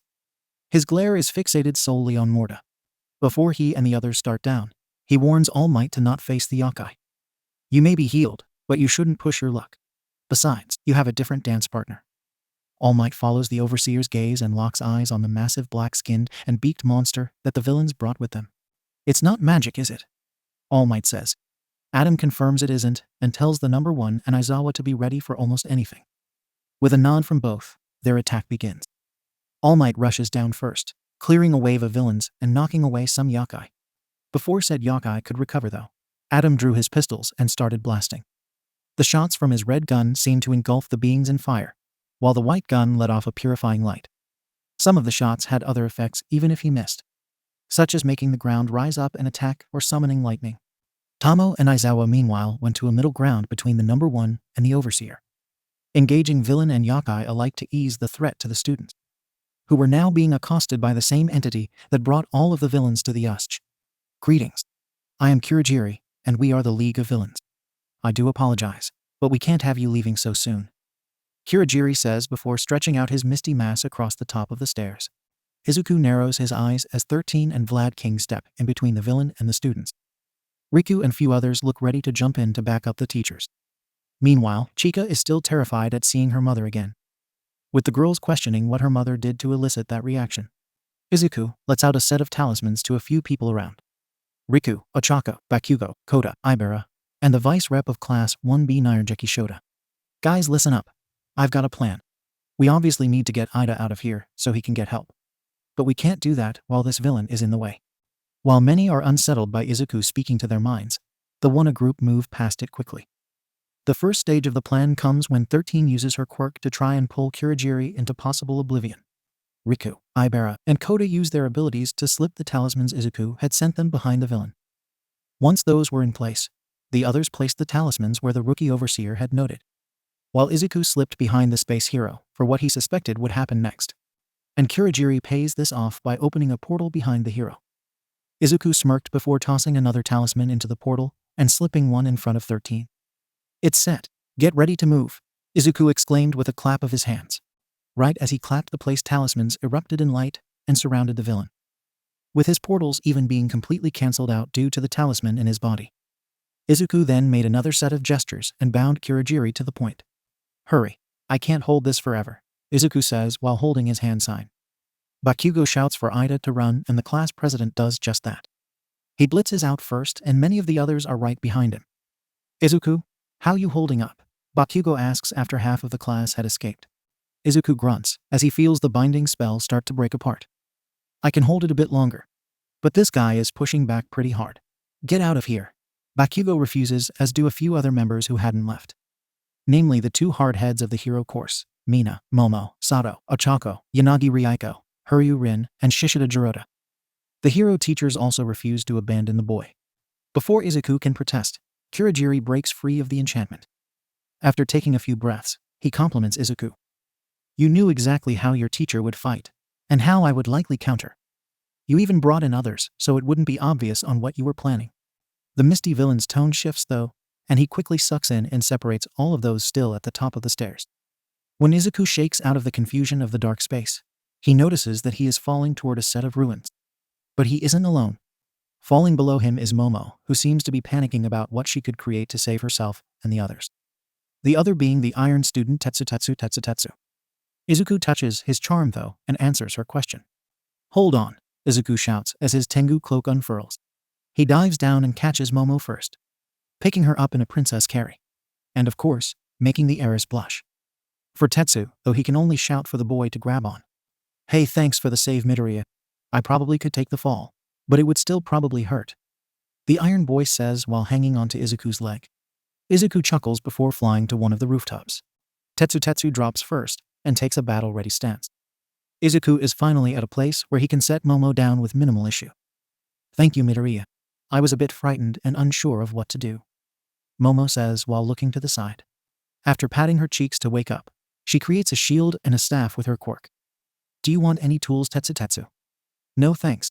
I'll take these guys down with my own fists and will. Tetsu exclaims before Izuku chops the top of his head. Pipe down, will you?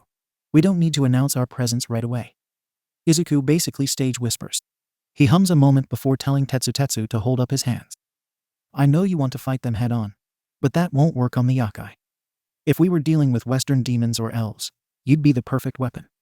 Izuku create bindings around Tetsu's hands with his talismans, making the teen look like he'd taped up his hands for the fight.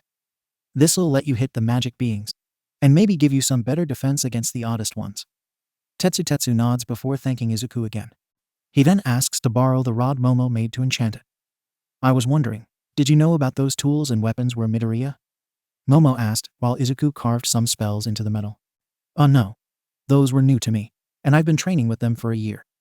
Guess they didn't feel the need to use those when dealing with average thugs and smaller magic threats. Izuku said, while wondering if he'd have more tools like that one day. The other two with him, though, just have flat looks and tilted heads. What? They don't consider a bunch of vampires invading a school and turning people into more vampires a big enough threat. Momo says while thinking back on that day, and how embarrassing it was. Tetsu has his own thoughts on the matter, but they are put aside for a moment. Look out, he shouts as he runs at Momo, and punches an Oni that was coming out from her shadow. Izuku lets out a crap before casting magic circles around his hands. Villains and Yakai appear all around, but Izuku can tell that most wouldn't be too dangerous. Mostly the villains. And this was proven when they rushed forward first, and were easily knocked out and restrained by Izuku's magic. That's about the best you can get from these fools who pretend they are still human. They actually think these quirks are a good thing? A woman said as she sauntered up to where a few had fallen. She then terrified most everyone there by spitting silk from her mouth and pulling two of the villains to her. She then bites down and seems to drain the life away from one. While the other she lets out a poison that seems to liquefy the villain. And she then devours the liquefied remains. All three of the teens feel sick to their stomachs at seeing that. With a few conscious villains puking before begging the hero teens to either help them or free them. At least let us fight these things rather than dying like that. One shouts as an Oni stalks over to him. One claims that they just thought the Yakai were just like them. People outcasted for their quirks, or who felt restrained by the laws. Some admitted to just enjoying the ability to use their quirks with reckless abandon. Even killing. Izuku thought for a moment before freeing a select few. You do realize that once this is over, I will be capturing you again. Yeah, and I don't care. I'd rather side with you than be food for these monsters. One villain says before turning his arm into a cannon. Around the rest of the OSG, the other students are having issues fighting. Katsuki had been dropped with Riku, Kirishima, and Shishida. And while Riku still had the urge to punt Katsuki into the mouth of the new floating above the downpour zone, he put it aside to deal with the matter before them. Chika, though, was uneasy with her team. She had been warped away from Izuku into the mountain zone, with Mina, Ryuko, Rin, and Sato. And she was still processing that her mother was so close by. Let alone what she would do to her, Riku, and Izuku. She shivered at the thought, and wished she could be anywhere else. Chika, you need to focus. I know you're dealing with a lot right now, but we don't have the luxury of a panic attack. Sato says while kneeling down to face the girl. Chika gulps before grabbing onto Sato. She gives a shaky nod before saying she was good to move. Ochako and Rin had been warped with Vlad King and 13. And they were given permission to use their quirks to fight back in this situation. Especially given 13 here isn't a combat hero. And don't give me that look. You're out of practice when it comes to anything combat related. Vlad says after binding a few villains. 13 grumbles a moment before saying, maybe so. But you didn't have to say it out loud. Ochako mainly helps by using debris as shields, while Rin barrages the villains with his scales. While 13 works to distract or take some of the villains off balance for Vlad to defeat or restrain. Quickly making their way to a side exit to the Asji. While the remaining students were fighting their own battles, the main combat in the center of building was coming to a tense head. As All Might, Aizawa, Adam, and Tamo picked out their likely dance partners. Aizawa, Toshinori. I'm gonna do something a little crazy, so I need you to buy a bit of time. If this works, we'll be able to avoid a lot of potential damage. Adam mutters when close to the pair in question. Tamo has a suspicion on what her master has in mind, and starts some subtle spells to aid him. With the villains though, they are each eyeing up the heroes they want to kill. Except for Namu, who is just staring blankly. So good of you to show up for your funeral, All Might. Namu here has been perfectly crafted to end you. With a little aid from our friend here. Shigaraki Tamura, the recently introduced leader of the League of Villains, says. Mortar rolls her eyes before warning the boy that it may not be so easy. This pair of mongrels have been hounding me for quite some time. Especially that detestable Fae of a man. This incises Adam, but he lets it go to focus on the task at hand. Didn't think you'd align yourself with average humans, even if they're a little odd in this world, Adam says before letting some talismans slip out of his coat. Tomo then takes command and brings them to a few points around the villains. Tamira then interrupts and calls out All Might, and the fact that they would kill him to put an end to this hero society.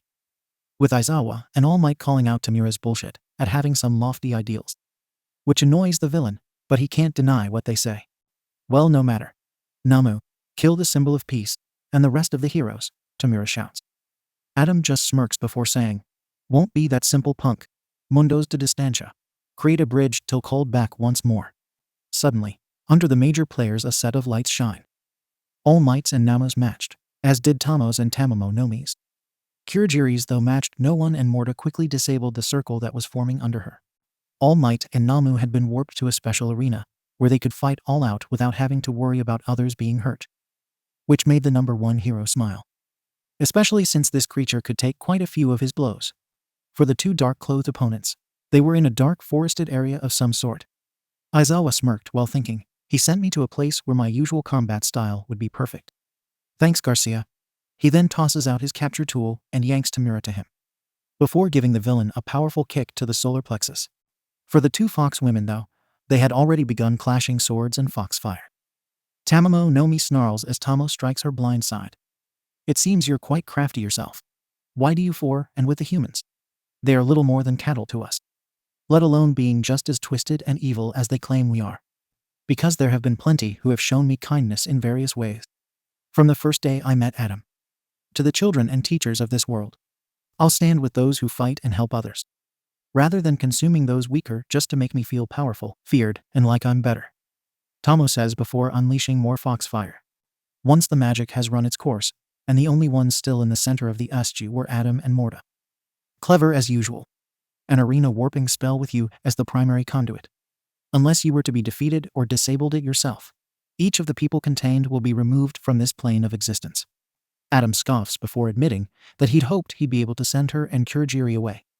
If only for a few moments. But I suppose this will work too. I was hoping to take you down, Adam says with a flourish of his pistols. Morta scoffs before brandishing her staff at the mat. The two glare at each other before engaging. Adam lets off a barrage of spell shots the Morta evades or deflects with her staff, even creating some spells and firing them as well. Some to attack Adam, some to deflect the fired-off spells behind her. Once in close quarters, she lashes out with her staff, and Adam quickly blocks with both of his guns, sliding them down to try and get a shot on her. But the witch moves her head out of the way before trying to stab with the sharpened base of her staff, as well as unleashing some spells to burn the overseer. Adam leaps back and uses his coat to soak up some of the damaging spells. From water blades being absorbed, fire not affecting him, and ice melting right as it hit his coat. He quickly holsters his dragoon and draws his knife, first engaging by slashing in knife form, the rapidly elongating it to cut the side of Morta's face and hair. The mad mage snarls before shouting at Adam. Blast those items. I created entirely new spells, alongside mastering all of the old arts and ways of spellcraft. Meanwhile, you used trinkets, tools, and items you had made by others, and yet you were considered a candidate. Adam clicks his teeth at the pettiness of the mage, who was once known as the prodigy. He charges up some spells before saying, I never wanted it, and I was never competing. You were just pissy about not having everything handed to you. And now you're looking to use the monsters and beings from this world to get what you want. Who says I haven't gained what I sought? Who is to say that I haven't achieved the goal I dreamt of since my youth? Morta says with a gleam in her eyes equal to the last time the pair met and creating a barrier to block the overseer's shots. Adam lets out a chuckle before saying, because you're still only thinking of yourself. This infuriates the woman as she intensifies her strikes as she lashes out at Adam, cutting his leg at one point and a few minor burns from some explosive magic at his front. But she is not unscathed. Adam had singed her head slightly from a hellfire shot and put a holy beam through her leg. The witch knows she could be in trouble, so she pulls out an old favorite. Morta taps her staff on the ground to unleash a new spell, one summoning a large number of monsters and golems to overwhelm Adam. A tactic she would often use to throw overseers and heroes from their old world off, and either give her a chance to cast a new spell or get away. Same old tricks, huh? Well, I've learned a new one. Adam does a spin flourish with his pistols before blasting a set of lights in front of him. Ametralladora Mystica. Dozens upon hundreds of magic shots are fired from the points Adam dropped in front of him.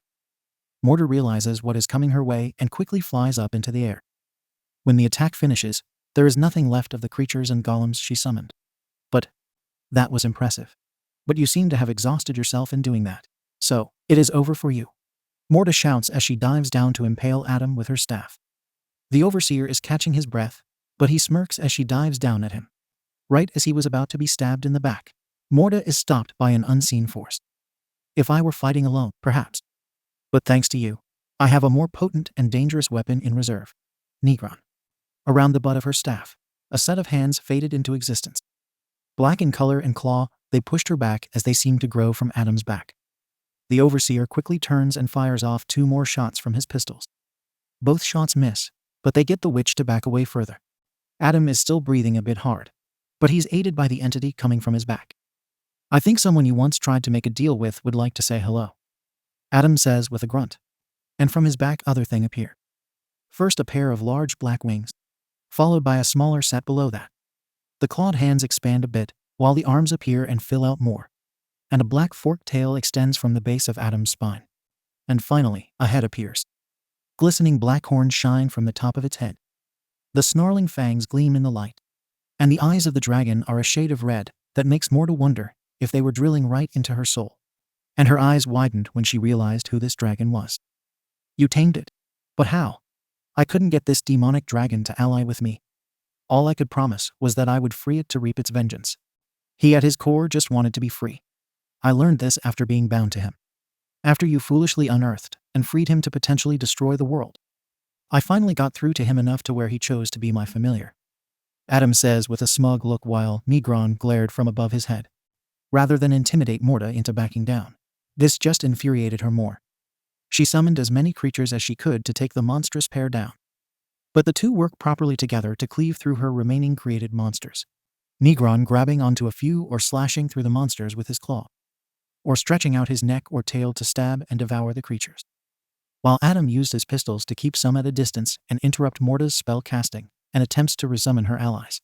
The battle rages for 10 minutes until Morta is at her limit. It's true you're stronger than me, and you have much larger magic reserves due to your heritage. But I'm not one for flashy shows unless necessary. And I prefer to make a solid and reliable spell compared to a new one that could have problematic effects. Just so I can show how much smarter I might be. As Adam was saying this, the students had arrived at the center and could see the battle wrapping up. With Izuku being especially shocked at the monster coming out of his mentor's back. Did you know he had that? Momo asked while leaning on Izuku, who numbly shook his head. Guess that answers that whole dragons keep thing. He's literally keeping a dragon inside of him. Tetsutetsu says while looking up at the beast. The Iron Head lets out a shiver before calling it manly because of how intimidating it looked. Chika and Riku's groups are much the same. With Bakugo gulping at the idea of having to spar with the Overseer and the dragon coming out of his back. Or some like Ryuko being intrigued by the beast and the almost ghost-like appearance of the monster. Guess that answers what killed those Kyangshi. They got ripped apart by a red-eyed black dragon that was coming out of Garcia's back. Wow, that sounds crazier when I say it out loud. Mina says with a nervous chuckle. Morta snarls again, especially as the portals light up again. Likely bringing back the victors of the various battles. But thanks to this, she can better see and analyze the composition of the spell Adam made, and use that to resummon their escape route. Waiting for her moment to pounce,